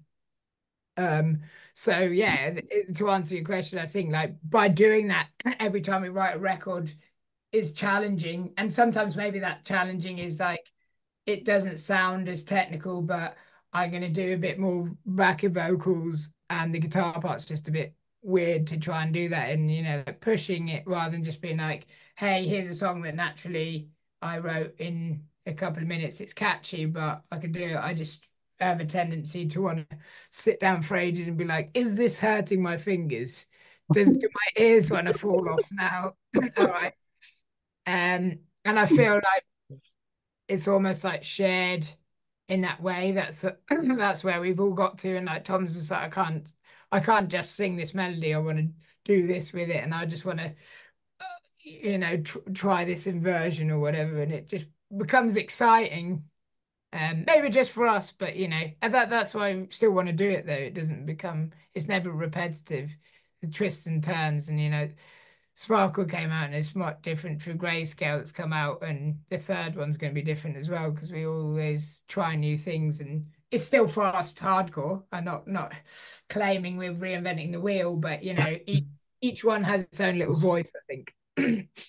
No, incredible. Absolutely incredible. I love it. And finally from me, when you first started Darko, when you first met at ACM, did you ever think that you would have got to where you are now, having played near enough all over the world, and having all these records out, and still, even with the pandemic and everything, and changing singers and everything, that you'd still be here today? No, absolutely not. I guess I probably by the time I was at ACM, I was hoping that I would be a musician because I'd started a musical course. I think like give it a year or so before, uh, yeah, I wouldn't have believed you, but at ACM, I don't know, yeah, there was always a chance that we could have just played, or I don't think I would have, even when we had started Darko, I don't think people say like, why is that the one the band? It was just like, it was always the one when everybody wanted to carry on playing and or touring. Like I was playing different styles of music, but Darko were the ones, that was the band where the punk scene and the DIY scene just really drew me in, uh and we made friends in it, and like friends who then joined the band 10 years later, and it's been it's been really fun, being part of that and all the punk scene over the world really, and meeting different people, and that probably does exist in other scenes as well, but that's just the band that I ended up in. I could have, been, as you were surprised at the beginning, I could have played saxophone and met somebody who's really good upright bassist and a pianist, and then maybe gone into the jazz scene. I mean, it would have been a lot more work, maybe, because jazz is pretty mental to play. But it's just interesting it was the four guys at the time who were still willing to just, spend their weekends, spend their evenings just playing the same music and, using up our work holiday to go on these tours and stuff. So yeah. No, I did, yeah. I probably wouldn't have believed it. Incredible. But you've done it, and it shows because of the passion and the hard work you guys are putting in. And as you said, keep on going. It's absolutely incredible answer. Thank you very much. Yeah, well, hopefully, yeah, we've got a good few years, good decade left in us at least. But I don't want to put a time in it, but yeah. Rob, this has been absolutely amazing. Thank you so much for taking the time out to talk to us today. I really, really appreciate it. No problem. Well, thanks very much. It was great to meet you guys. Yeah. Before you go though, any plugs, social medias, anything you want people to go and check out? Um, the yeah, I will. I don't know if you. I don't even know what the social medias of the. If you dare to go into the holes that are the social media accounts, the terrible places. Facebook.com/Darko band. Instagram is /Darko_band. You are very likely to find Darko US, who are an incredible, extremely heavy electronic version, not even a version of us. I don't know why I said that. Basically, they started in 2020, and it's one of the guys from Immure, one of the guys from Chelsea Green. Incredible band, but hugely popular because of the guys' previous bands, and a lot of people get confused with us. So we have been offered very, very large American tours by accident. I saw an email once, and I was like, "Oh my God, this is great, guys! Wait!" And then I'm like, "Oh wait, oh no, I see what's happened here." And like, this 30-day tour across America, we want to offer you this, like in a nightline. I was just like, "Yeah, I'll do that." Yeah. But you expect it to be us, do you? Um, but yeah, so it's Darko, Darko band or Darko_band, and you're looking for the one with probably a few less followers, but the caterpillar eating the apple. And yeah, give it a follow because we might get up to Darko US standard of You've exceeded. and then yeah, if you like music videos, then there's a YouTube one as well. But now you know my view on music videos. Yeah. I can't remember it. No, probably Darko Band. People will find it. We'll link them to it. It's fine. It's fine. Yeah, brilliant. Follow the links in the bio. Yes, link in the bio. Absolutely. And if you're around London on the 29th of June, it's going to be an awesome day. And as I said, we were celebrating Greyscale release. So yeah, come on down, have a beer. Yeah, Rob, thank you so much for your time this evening, my friend. Absolutely love chatting to you. It's great to meet you, and we wish you all the success going forward with all the shows. And if you're ever around in the area, I'll be down to see you. Don't you worry about that. Yeah, no worries. Just yeah, if you see a show that you want to come to, please just let me know and I'll put you on the guest list or something. So just Oh, you fucking babe. Thank you keep very an much. keep an eye on the list. But yeah, keep in touch. It was great to chat to you. Yeah, we Absolutely shall. will. Don't you worry. Absolutely will. We absolutely will do. And have a wonderful evening. All right, cheers. Cheers, fella. Take it easy. Cheers. Bye-bye. Jamie, I'm sure you've seen the biggest news in British TV history that everyone's all giggling excited about. I feel like I've missed something here. No, you haven't. Feathers McGraw is back in Wallace and Gromit, and everyone is losing their fucking minds over this right now. And I love it, and I'm here for it. It's so wholesome, especially when you read news of like that the company is starting to run out of clay, and that there's only going to be one more. And the fact they've done that, and I've gone, here is Feathers. Feathers is back to wreak havoc once again. Well, Gromit makes train tracks really fast. Do you reckon that must have been an absolute pain in the dick to film that? Because obviously they had to move the way Gromit puts that track down so quickly. Like, yeah. I remember seeing like a behind the scenes thing years ago, and I was watching it. I was thinking, that's a whole lot of fucking effort, man. Like, that's a lot. Really love it. Is it called still frame or still or Um, something or other? Claymation? That claymation, yeah, it's like Yeah. still frames they call it, whatever. Yeah. Imagine having to be like the arm, move the arm down, move this here, okay, click, right. So now move the arm down. Like, oh my God! After a while, I'd be like, holy shit! Like, it's only been an hour. It's only been an hour. It's felt like I've been here for 5 days. That is dedication to a craft. That is being able to do that, because you like you say, I would go insane. Who voices Wallace now as well? I don't know. Interesting. But no, I did see that. I did see that trailer. I saw him walking. I was like, no way. And as soon as that little hat came, yeah, it's like a little teaser trailer thing came out. I haven't seen a trailer. I just saw a video. I just saw a photo. Sorry. Yeah, there's a little teaser trailer came out, and the little hat thing comes out. I was like, no way, he's back. I just saw that. Yeah, no, there's a little teaser trailer out. Oh shit! Well, this changes everything. It's fucking glorious, yeah. It's genius though. After you wouldn't have thought that something that is of our childhood And where they didn't really do sequels to things, it was just separate stories back in the day, wasn't it? And then Yeah. sequels became all the rage. That they would ever do it for Wallace and Gromit, but that is absolutely. But I haven't seen Curse of the Were-Rabbit. I have, but a very long time ago. I've seen the originals and I've seen A Close Shave with the dog, Yes. the robot dog, and then that's it. I haven't seen anything else. I think there is So only Curse of the Were-Rabbit, isn't there? I After think that's that, the only one, and then Chicken Run 2. I'd love if they cross over. That'd be that'd be amazing. wicked. That would That'd be be so wicked. cool. I've not seen Chicken Run 2 either, to be honest. I just all I remember is oh my goujons is all I remember from the trailer. So, but I don't want to be one of those movies where it's just the trailer looks good and the rest of it's shit. So I Yeah. mean, it's one of those things where you go, "Why have you made another one?" The first one's so iconic and classic, and then it's like been around for so long, and then all of a sudden go, "Second one, yeah, all right, let's make some money out of it." No, no, don't touch it. It's a prime example of that I saw announced last week or the week before that Netflix is doing Happy Gilmore 2 with Adam Sandler. Yeah, I was like, why? and Shooter McGavin, he's coming back as well. Yeah. Yeah, Why? yeah. No, I know. Does not need Leave the touching. franchise. No, I know, I know. How can you make a second series? How can you make a second movie of that anyway? It's just one story. Yeah. I don't get it.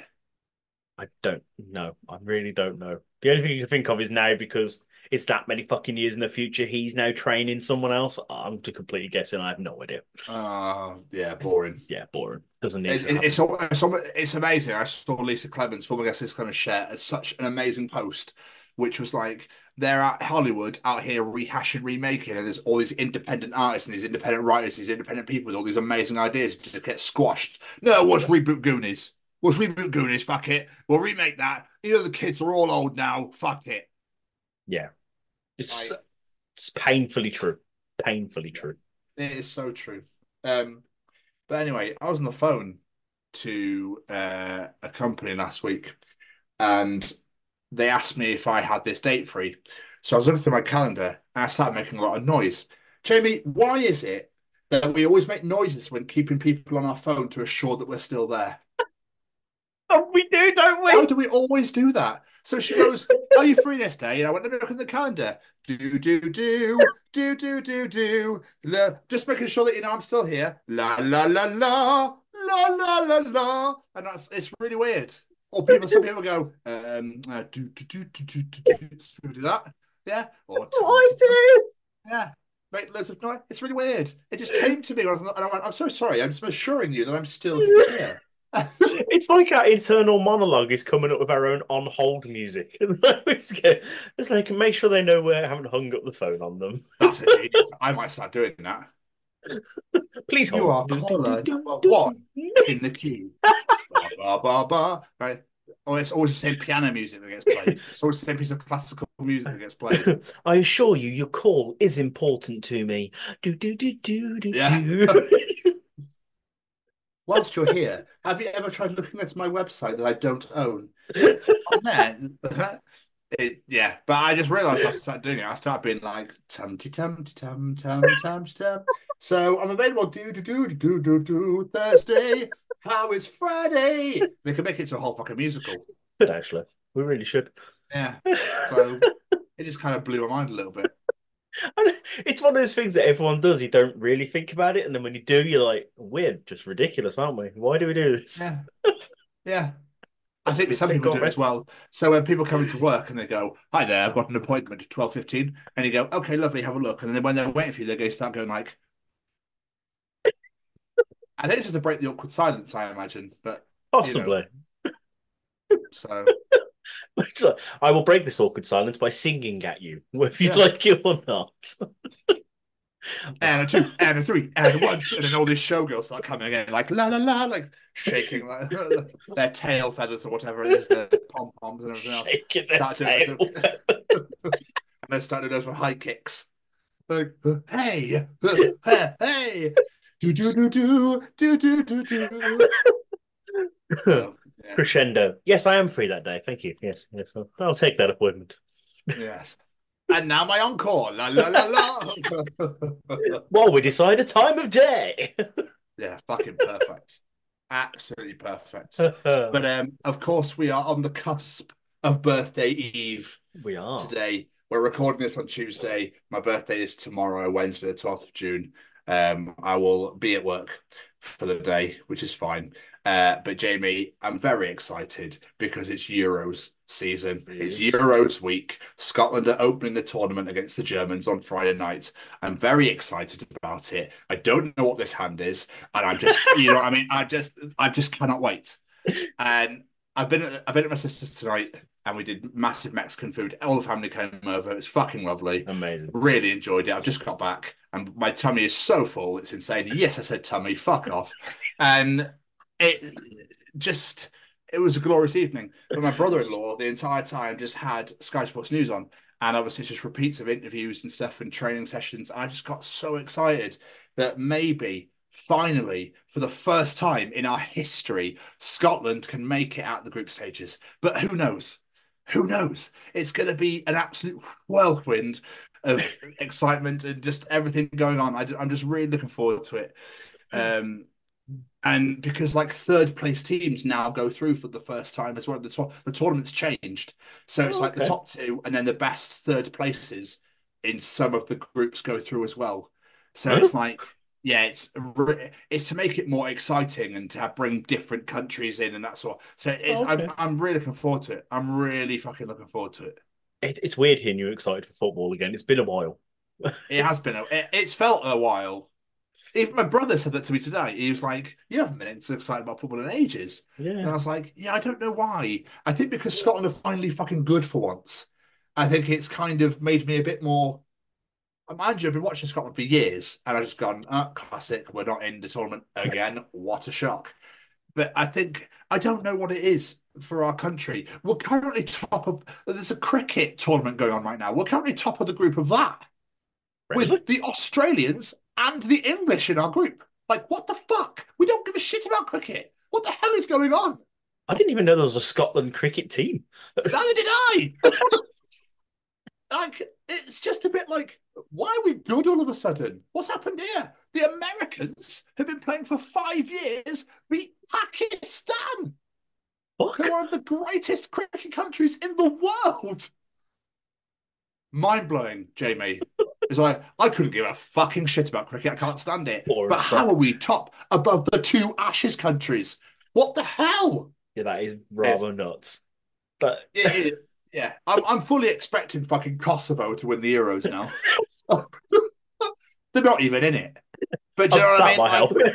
I just fully expect the Georgians, they're in it. I'm fully expect the Georgians to go and fucking win the tournament. It's just, it's going to be immense. I don't know why it's going on. I don't know what's happened. It's in the water. Maybe. Like, is it Brexit? Who knows? Apparently, my niece was telling me there's now a tackle in football called the Brexit slide tackle. Is there? Where you go in all guns blazing. And I was like, oh, okay. What? I have no idea. Fair enough. Hitting that age bracket where I'm like, I haven't got a fucking clue what you just said to me. To be quite honest. Fair enough. I don't know what that means, but I knew what slide tackle meant, if that helps. Oh, God, Jay. It's good for me, really. It's kind of, I'm always kind of intrigued because I've always been excited for football tournaments. Not as excited as I used to be and like I am now. But like for you, because obviously not being a fan at all, I kind of like, what do you do with your summers? Same thing you do in the winters. Like, same old day, just another day. While the whole fucking country's losing their shit over a fucking sport. And you're just like, oh, better play with some Lego. Pretty much. It's never. I'm not one of those people who's like, I'm fucking sick of seeing football all over my feed. I'm not one of them, but I just at the same time doesn't interest me in the slightest. Yeah, it's interesting. It's mad. I think it's becoming more common though that guys don't like sports, don't like football, that sort of thing. It used to be like such a thing in like the 90s, you know, like, oh, your dad supports this team, so you support your dad's team, blah blah blah. No. You know, damn the rules, you know. But now so much it's like a lot of people just don't, and that's fine. Do you know what I mean? It's just crazy how time changes. I enjoyed it a little bit when I was a kid. Like my mom was a big fan, my dad's a big fan, or my dad's side of the family, they're big fans. But me, I liked Villa when I was a kid for a bit, and then just fell off it and just lost all interest. Yeah. Now Batman, and that sort of stuff. Yeah. So Yeah, fair enough. Fair enough. How are you? I'm good. I'm tired, but I'm good. Yeah. I'm looking forward to a couple of days off work. For fuck. Yeah. And a day of recording as well, I bet. And that though. Mate, I love this Nah. shit. So do I I, to be honest. fucking love this shit. We have had some, and you'll hear them in the weeks to come, but we've had some unbelievable interviews. I've had some And fucking like great interviews. it feels nice to be back on the horse again. Yes, it really does. Considering we were iffy for a bit. We had a few episodes with no guests, Yeah. but now we're back on the high horse. We went 8 weeks. Was it 8 weeks? We went Jesus 8 weeks without a guest. It's like, oh my God. We were unstoppable for 4 years. And then we get to this year and we're like, why? But people get busy. It's just what happens. You know what I mean? Exactly. But it's just, for us, it's kind of odd because we're normally backed up, but just didn't seem to be the case this spring. Nobody was free or whatever, which is fine. But yeah, we were 8 weeks without a guest. But as Eric Bischoff once said, we're back. Or something along those lines. Yeah. Yeah. I paraphrased it. It's fine. Okay, all good. But you're well. I'm well. I'm well over the being tired. Yes, I'm very well. I've brought a couple of things for you this week. So. Oh fuck, have you? No, nothing scary. Don't worry. One is more just me and my random thoughts, and then wondering if anyone else does this. So just out of pure interest. I wonder how people get undressed. Fucking hell! What is poo brown? Like nothing to that extreme. Don't worry. I'm not asking about bodily fluids or anything this week. No.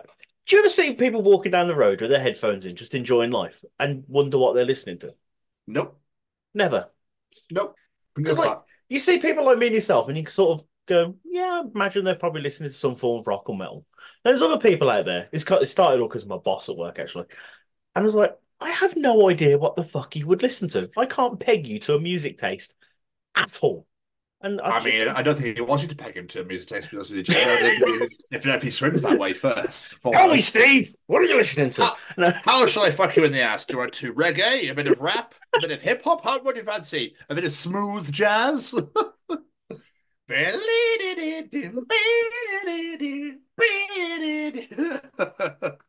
That's me not being able to look at my boss in the eyes ever again.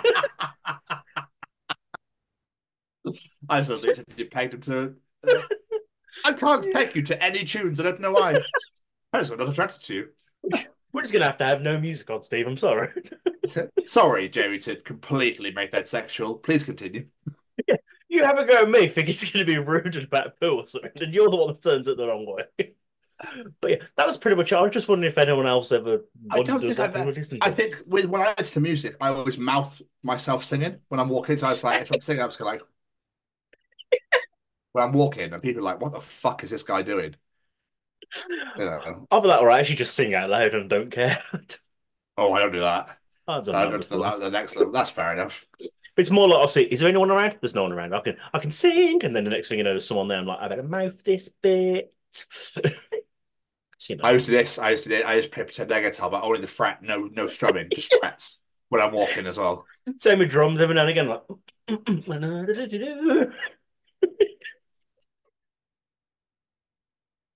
Yeah, it's literally.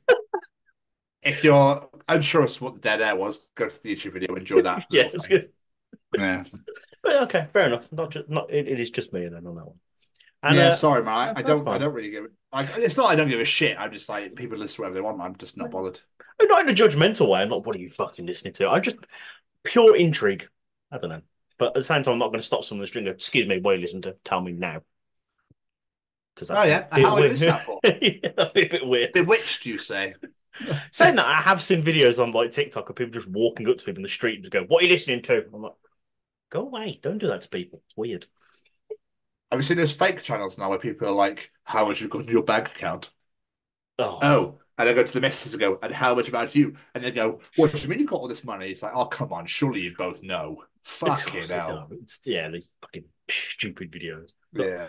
What was one I saw the other day? It was like, "What girl's name gives you a red flag?" I'm like, Sophie, apparently. Yeah. Yeah. Apparently. And I think James was a male one I saw. Yeah. Just weird. But anyway, last week's edition, sir, you gave me a Rob Zombie tongue twister, if you remember. I did, yes. I have returned with one of my own. Well, it's time for Callum's Treachings. Ah, no! I'm joking. I'm joking. You're not cutting me off. Can't be here in a moment, guys. Sorry. No. Instead of Rob Zombie, it's Kid Rock. How many Right. Crocs would Kid Rock rock if Kid Rock did rock Crocs? Nice. Yeah, I like that one. How many would he rock? Well, a pair. A pair. Just a pair. He's only got 2 feet. Exactly. I thought it would all kind of weird if he started walking around like a mammal. Like all fours, just like, what's going on here? I need Crocs for hands is what we need next. Like, just perusing the mountain tops, Barwick darbering to the moon. Barwick, it's like his like native call. Bar with the bar, da bang, jiggy, and then it just brings herds of people in, like Khaleesi's milkshake.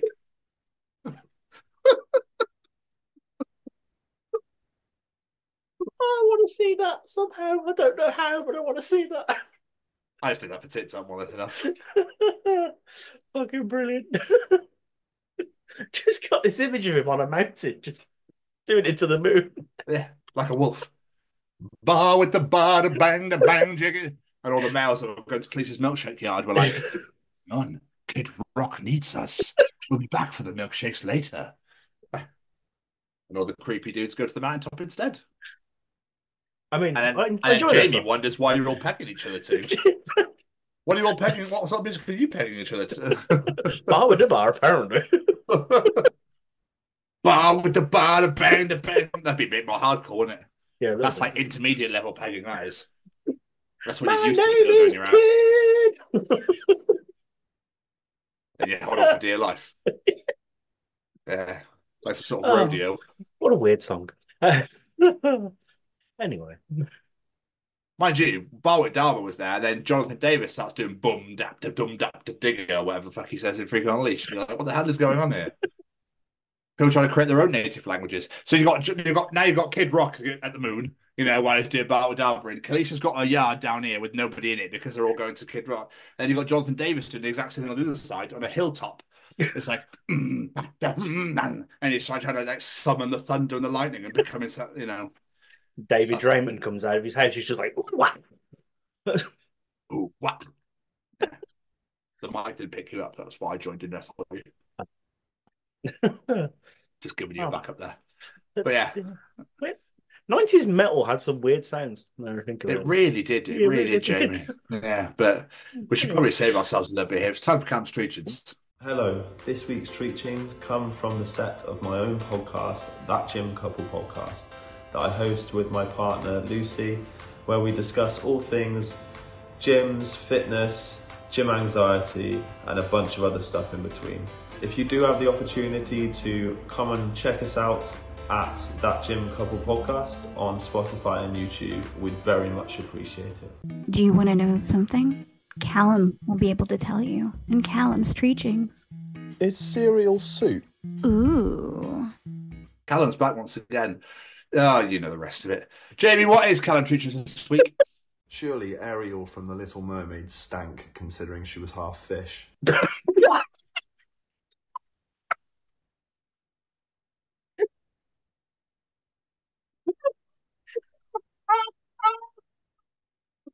That is probably my all-time favourite treat. Oh, I think that's beating Braille. I think that's beating the Braille one. That's amazing. That's amazing. That is incredible. That's so true. I'm so surprised when she walked to the castle and all those princes were like, Jesus fucking, what is that? Is that the kitchen? Can we sort that out? What is that?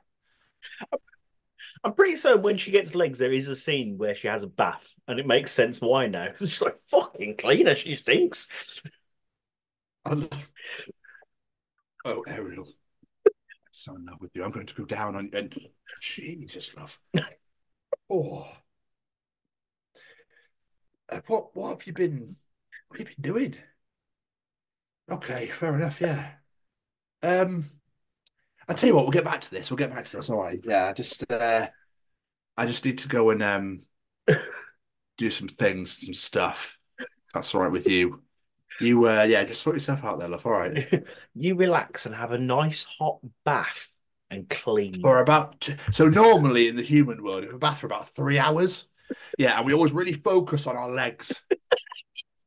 We really focus on cleaning our legs. Would you have that the smell of water, like stale, not stale, like salty water as well? It would be, wouldn't it? It'd be salty seawater hair and fishiness. Oh, yeah. Never think about that ever. No, that's not part of the film. I can imagine. I think I mentioned this in the journal entry somewhere that when they're rowing and Kiss the Girl's playing, for him must have been fucking horrendous. Yeah. What do crabs sound like? Even weird if you could actually hear it properly. Like, why is that crab singing in a Jamaican accent? No, it's definitely not weirder. It's definitely not weirder. It's definitely weirder if they actually use that actual bird noise. It's definitely weirder that way. Either way, it's fucked, and he probably needs trauma. That is such a good point, though. It really is. Never thought of it. Never ever thought of it that way. Ever. The amount of times I've watched that film and never thought, I bet she fucking stinks. Oh, anyway, we should move on before we get in trouble. What else is Callum teaching us this week? At what point did we stop adding half a year when telling people our age? Yeah, what? That is weird. It's when you do it with your kids.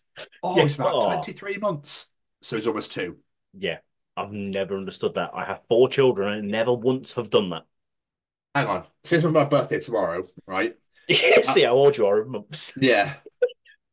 How many months? Hang on. Let's Google this now. Who's Googling how many months are 28 days? Are you fucking for real? Is 37 years. So I am 444 months old. Oh, little baby. 440 months old. 444 months. That's insane. It does weirdly make you sound younger. Does it? I think so. I don't know. How old? I'm tomorrow when I'm back at work on my birthday, I'm going to go and be like, "Oh, how old did you say? I'll be 444 months." Please do. I'll let you work that out for yourself. That's fucking brilliant. But so technically, right now, I'm 36 years and 11 months old. You are. But I don't know. I think it's more for kids, isn't it? I think when you're a kid, you do it more because it's more exciting and more thrilling. Like tomorrow, I'm just being like, yeah, 37 tomorrow. I've got to that point now where I'm rounding up. Like, if anyone says, "Oh," I just keep saying I'm almost 40. I've got like 2 years to go, but fuck it, I'm almost 40. You're not even 38 yet. Yeah, I know, but I'm almost 40. It's closer to that. Apparently, it's the prime years, my friend. Apparently, it's the prime years coming up. Maybe you'll grow up then. Come on. Come on. You know me. It's not going to happen. Yeah, true.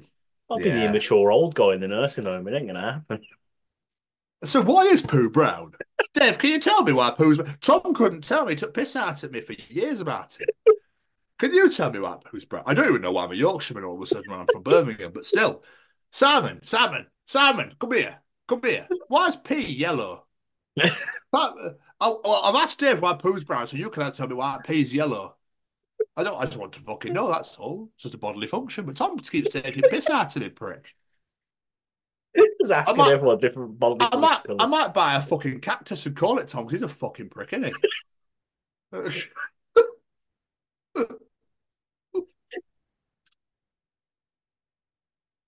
But yeah, I imagine because they used to do shoe sizes in halves. That's stopped now, isn't it? Yes, I remember that. Yeah. Oh, my size. I'm a 10.5 in my left foot and a size 10 in my right. So maybe it's when they got rid of the shoe size halves that they went, we can get rid of the years and the months at the same time. We don't need this bullshit here.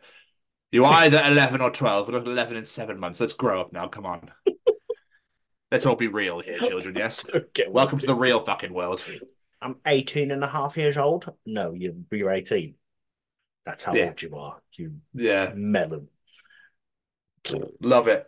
Yeah, people are idiots. And finally, Jamie, what is Callum teaching us this week? It's technically possible to go through an entire life without ever winning a coin flip. That's scary to think. Yeah. Why is that scary, actually? Why did I just say that? It's not scary. I mean, but how unlucky would you have to be to never ever win a coin flip when it's 50-50? Yeah, you've got to be really unlucky. I wonder if there's actually somebody out there that has never won one.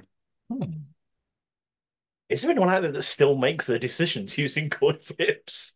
I mean, they do it for overtime in the NFL. They do it for Super Bowl. They?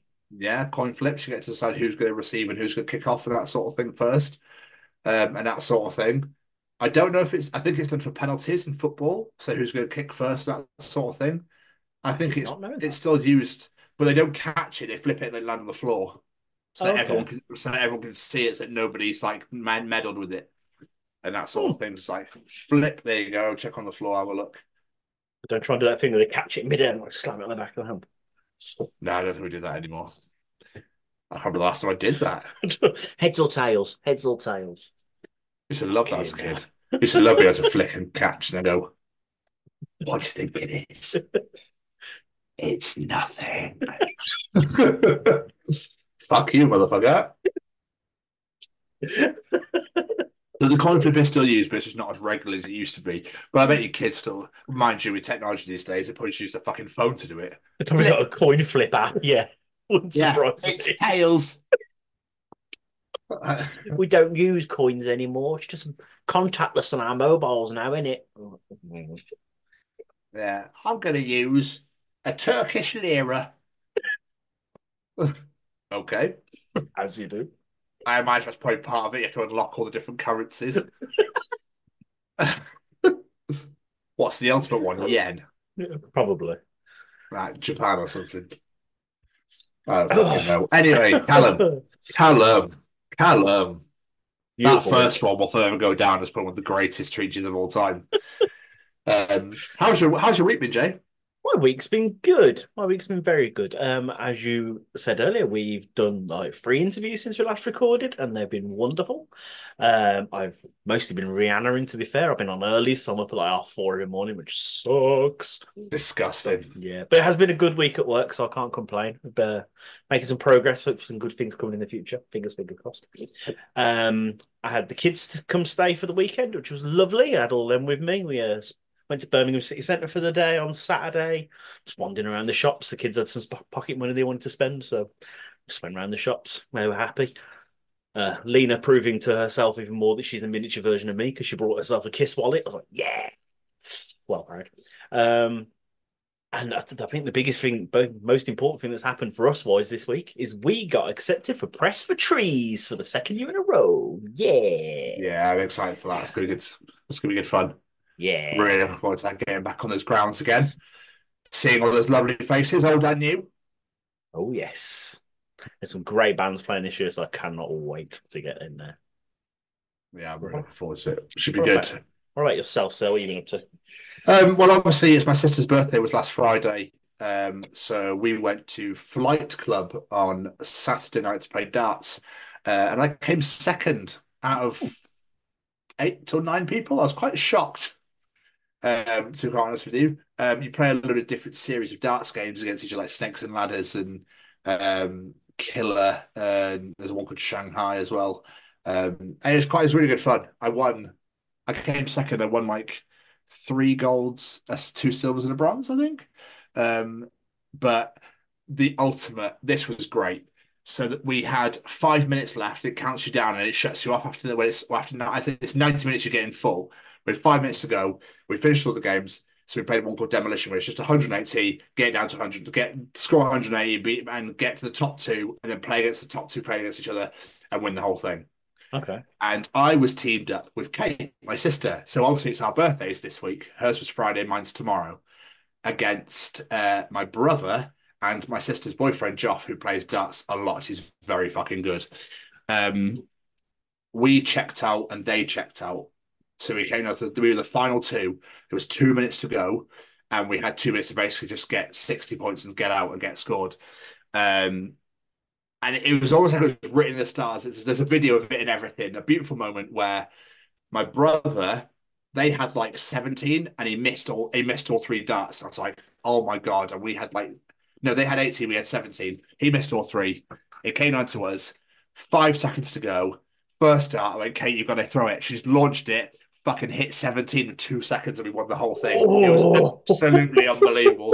And there's a video of us losing our shit. It's fucking amazing. We just both went absolutely berserk. That's incredible. It was good times. That's amazing. It was almost like it was written in the stars. Like we were just against the clock. We're like, fucking come on. Let's just get this done. And we won, and it was great. But yeah, so much fun. Like just being out with all the family and stuff. We just had a really good laugh. I've been Rihannaing, of course. Last week I forgot to mention I went bowling with my friend Amy, and I got my ass kicked both times. That was great. What else have I done this week? Caught up with AEW, I'm trying to catch up with WWE, but it's just boring the shit out of me. If I'm really truthful, to be honest with you. And other than that, man, like there's not a whole lot really going on. I saw Paul on Sunday for coffee, and I just chilled at home all day. I've chilled at home all day today. I posted a record earlier, like just like normal adulting shit. Do you know what I mean? Yeah. And obviously, I've been at my sister's tonight for Mexican birthday claps and cake, and that was quite nice. Claps and cake, I like that. Yeah, birthday claps is good fun, my friend. Birthday claps. Wherever we are, we will do birthday claps. We were in the middle of a restaurant. So family friend of ours, Ron, he turned 50 back in 2017, 18. And we did birthday claps in the middle of this fucking tapas restaurant in Gloucester, and everyone's going, what the fuck are they doing? You literally just go, 1, 2, and go all the way at their ages. And then to their next one, you go, and 1 for luck for the next one, then clap. But you do it really fucking loudly and count the entire time. It's good fun. I've never heard that before. So we did it in the middle of Flight Club for Kate, and we did it for me tonight, but it was at the house tonight. So the middle of Flight was going 1, 2, and everyone's going, "The fuck are these people doing?" It's good fun. That's brilliant. I never heard that before. But yeah, other than that, man, not really a whole lot really going on, to be quite honest. Well, then I guess we're all started playing Spider-Man 2 today. Yeah, Smitchy lent it to me. We've been playing Spider-Man 2 today. Fucking unbelievable. As soon as I started, I was like, this is great. So I might be going to bed quite late tonight. I don't know. We'll see. Ringing your birthday with Spider-Man. Yeah, it's a single clinic with 6 of us in tomorrow. I don't think you fucking need that many people. So I might just chill out for a bit tonight and go from there. Fair play. Don't blame me. Yeah, man. But yeah, we're all caught up. There we go. Hey, what's going on, everybody? This is Braden from Say We Can Fly. Just letting you know, got a brand new merch store out there. Please let me say the link. Let me say the link, please. Okay, yeah. Okay, yes, you can say the link. Yes, all right. Okay. So the link for the shop. So the link for the shop is www.saywecanfly.shop. All right, good job, Seamus. So www.saywecanfly.shop, 10% off if you use the code. Let me say the code. Let me say the code, please. Okay, fine. You can say the code. If you use the code. The code is The Chronicles. What? No, it's not. The Chronicles. No, it's not. It's The Chronicles, Seamus. Yeah, that's what I said. The Chronicles at checkout. All right, you get 10% off. 10% off. Yes, they know, Seamus. Okay. I'm just trying to help, all right? Visit www.saywecanfly.shop and use code The Chronicles for 10% off your order. Available at participating Say We Can Fly restaurants and web stores. Some restrictions may apply, but probably not. It's time for Tom's Journal. No.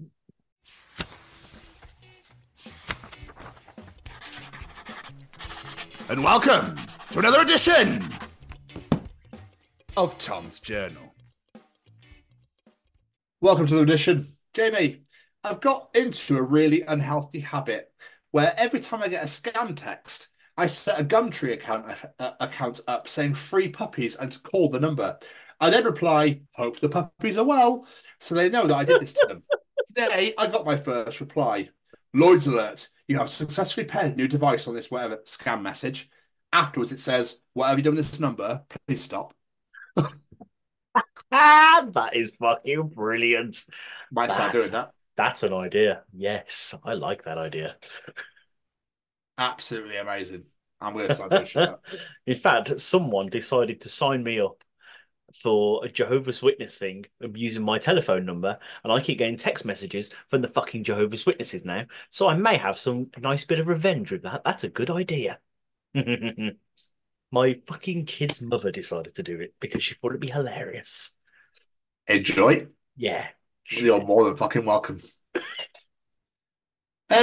Jamie, apparently somebody got rocked in a mosh pit, and all you see is this wallet of vape and inhaler fly out. It's like metalcore Sonic the Hedgehog.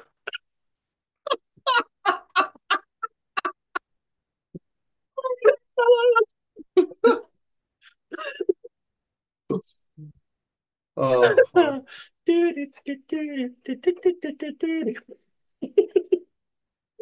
Me at 16. I want to see my face on TV. I want to be a legend. Me now. I want to be a gnome with a tiny shop in the woods where I cobble shoes. I'll ride a goose to work and sip rain from an acorn mug. And my only worry will be that is there enough pies for the name day feast?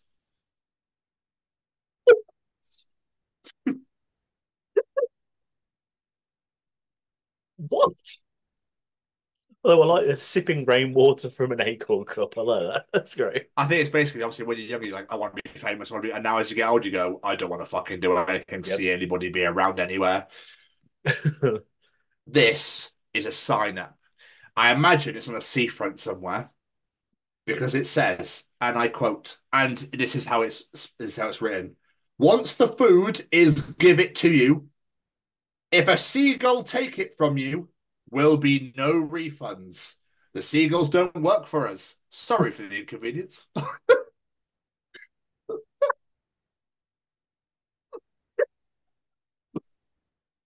It's just a major, basically in shop to say tough shit.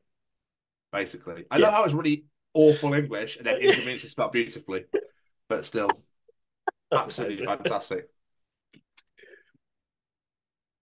Jamie, I have faced way more peer pressure to drink oat milk than do drugs.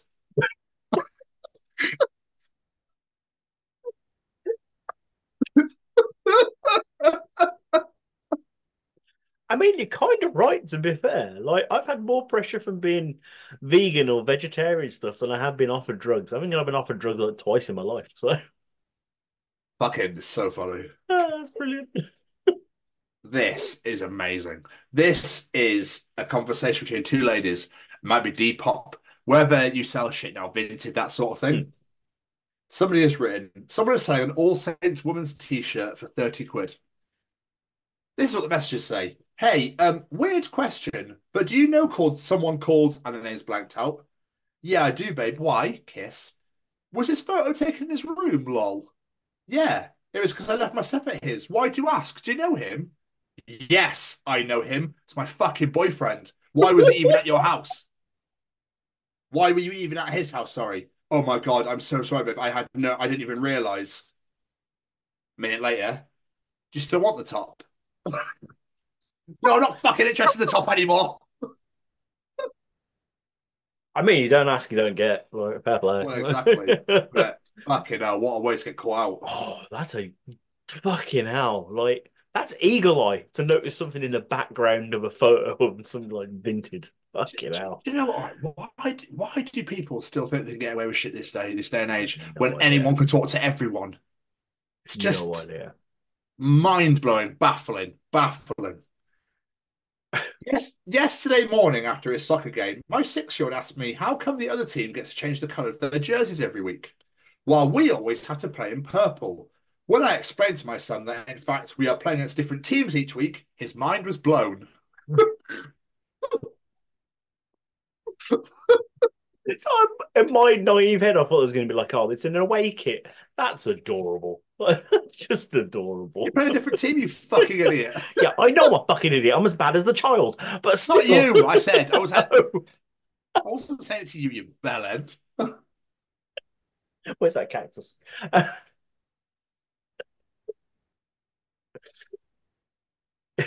I'll give you a few more. I thought this was beautiful.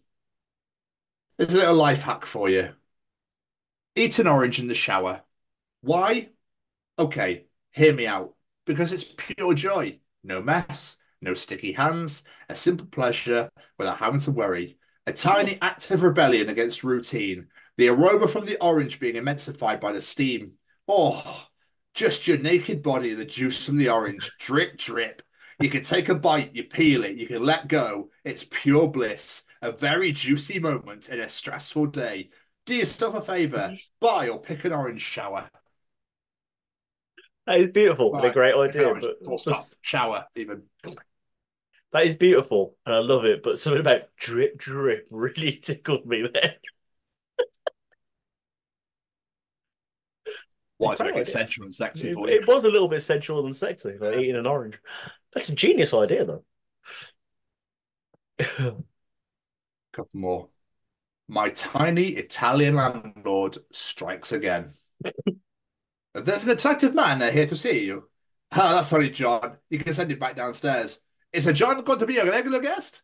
Well, John's a good friend, but he's gay, if that's what you're asking me. You could get a straight guy here if you learned a good pasta. This Sunday, come upstairs. I show you how to make a risotto, and that's where you get married. Get the fuck out of my basement.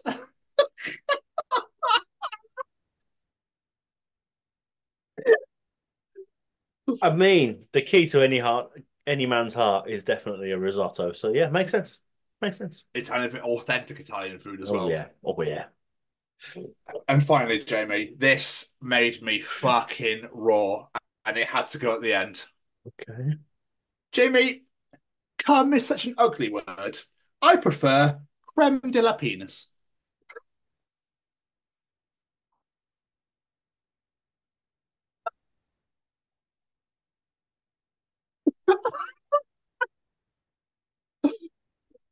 Oh, I never ever want that said to me by anyone.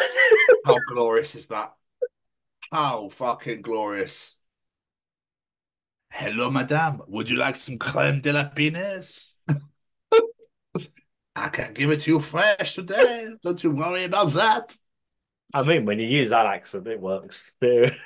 Bonjour, madame. Can I interest you in some creme de penis?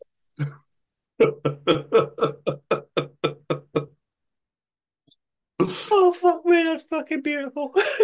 And that, Jamie, that was another edition of Tom's Journals. It's ruined me, that. Oh, I thought you'd enjoy that. I did enjoy that very much. It's about getting into schools and talking to young people because, you know, I know that people can change. And it's about talking to people and getting them to understand and perhaps step back from violence and prejudice and whatever. And we just need to work together and keep on the good fight there. Absolutely. Hey there, guys. We are ecstatically happy to announce that we are associated with the Sophie Lancaster Foundation. The times are changing, and with the unfortunate death of Sophie, those changes have made a massive impact for the future. If Sophie was with us still today, I can guarantee what you are doing will still be reaching so many lives of young teenagers, young adults, and those who wish to be as different as possible. So thank you very much. To find out more about this incredible foundation and all the work they do, and more importantly, how you can help, head on over to www.sophielancasterfoundation.com. Mama, Mr. Stevens. Ooh. All right. Yeah. I'm Jamie Dabba Dee Dabba Die, cause I'm Jamie Dabba Dee Dabba Die, cause I'm Jamie Dabba Dee Dabba Die, cause I'm Jamie Dabba Dee Dabba Die. It's audience participation time. Have you been Heather Small? I am proper channeling my Heather Small this week. Nice. Sounds almost very close. It's good. Cheers. Participate, bitch. Participate, bitch. Participate, bitch. I was running out of breath. I've eaten a lot of food tonight. Oh. Ladies and gentlemen, it's time to participate in Jamie's participation challenge. As discussed in last week's Tom's Journal, we are asking you to take a movie title, change one word to make it sound a lot less intense. What say you, Mr. Stevens? Did you come up with anything extra? I've just had a look and I'm going for Still Bill.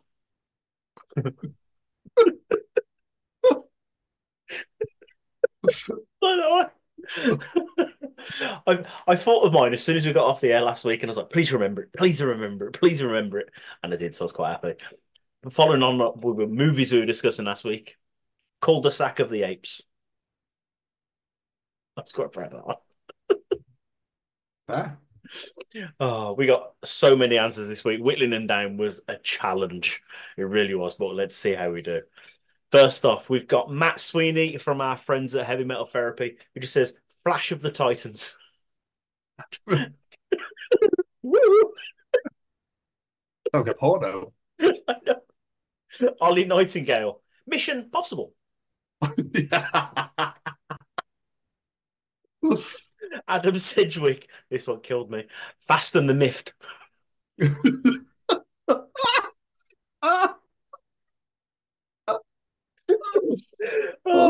Brian Play-Doh, instead of Civil War, Civil Tickle. Dina Payne, along lines of yours, Hug Bill. Nice, yeah. Bill, I think Bill needed a hug. Eric Hunt gave us a few of these. Shaving Private Ryan, growing a bit of the beard, give him a shave. Schindler's Lisp.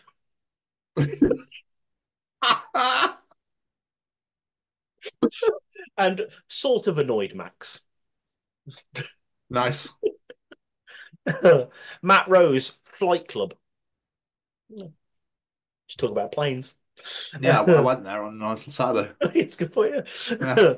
Our good friend Callum Treacher, the Marathon Runner instead of Blade Runner. Nice. And Apocalypse Yesterday.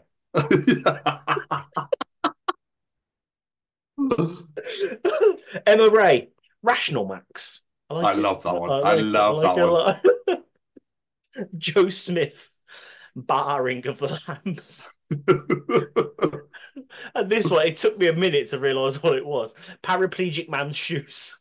I love that film. Dead Man Shoe, I love that movie so much. William Morgan, The Exercise.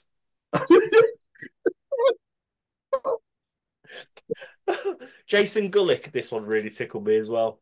Debbie Does Gloucester. Why not? That's not a film anyone wants to see. No. Right, remember?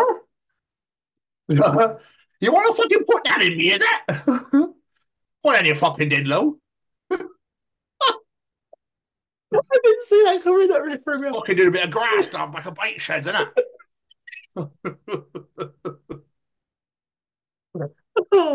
Baz Black, Dudley, try again. Dublin Crumb.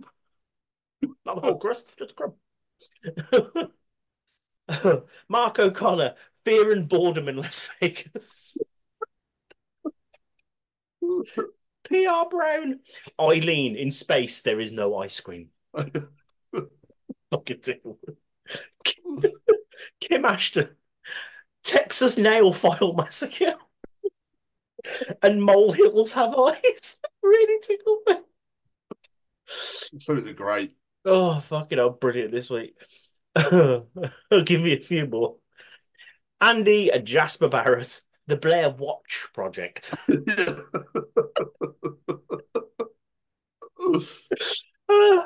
Mally Malpass, The Texas Chainsaw Brassica. Fucking Deadly Broccoli. We're fucked. And last but not least, I'm ever so sorry, Mr. Stevens, but your dad is in number one yet again. Because it's just fucking brilliant, especially with the upcoming election. Darren Stevens, Saving Private Pensions.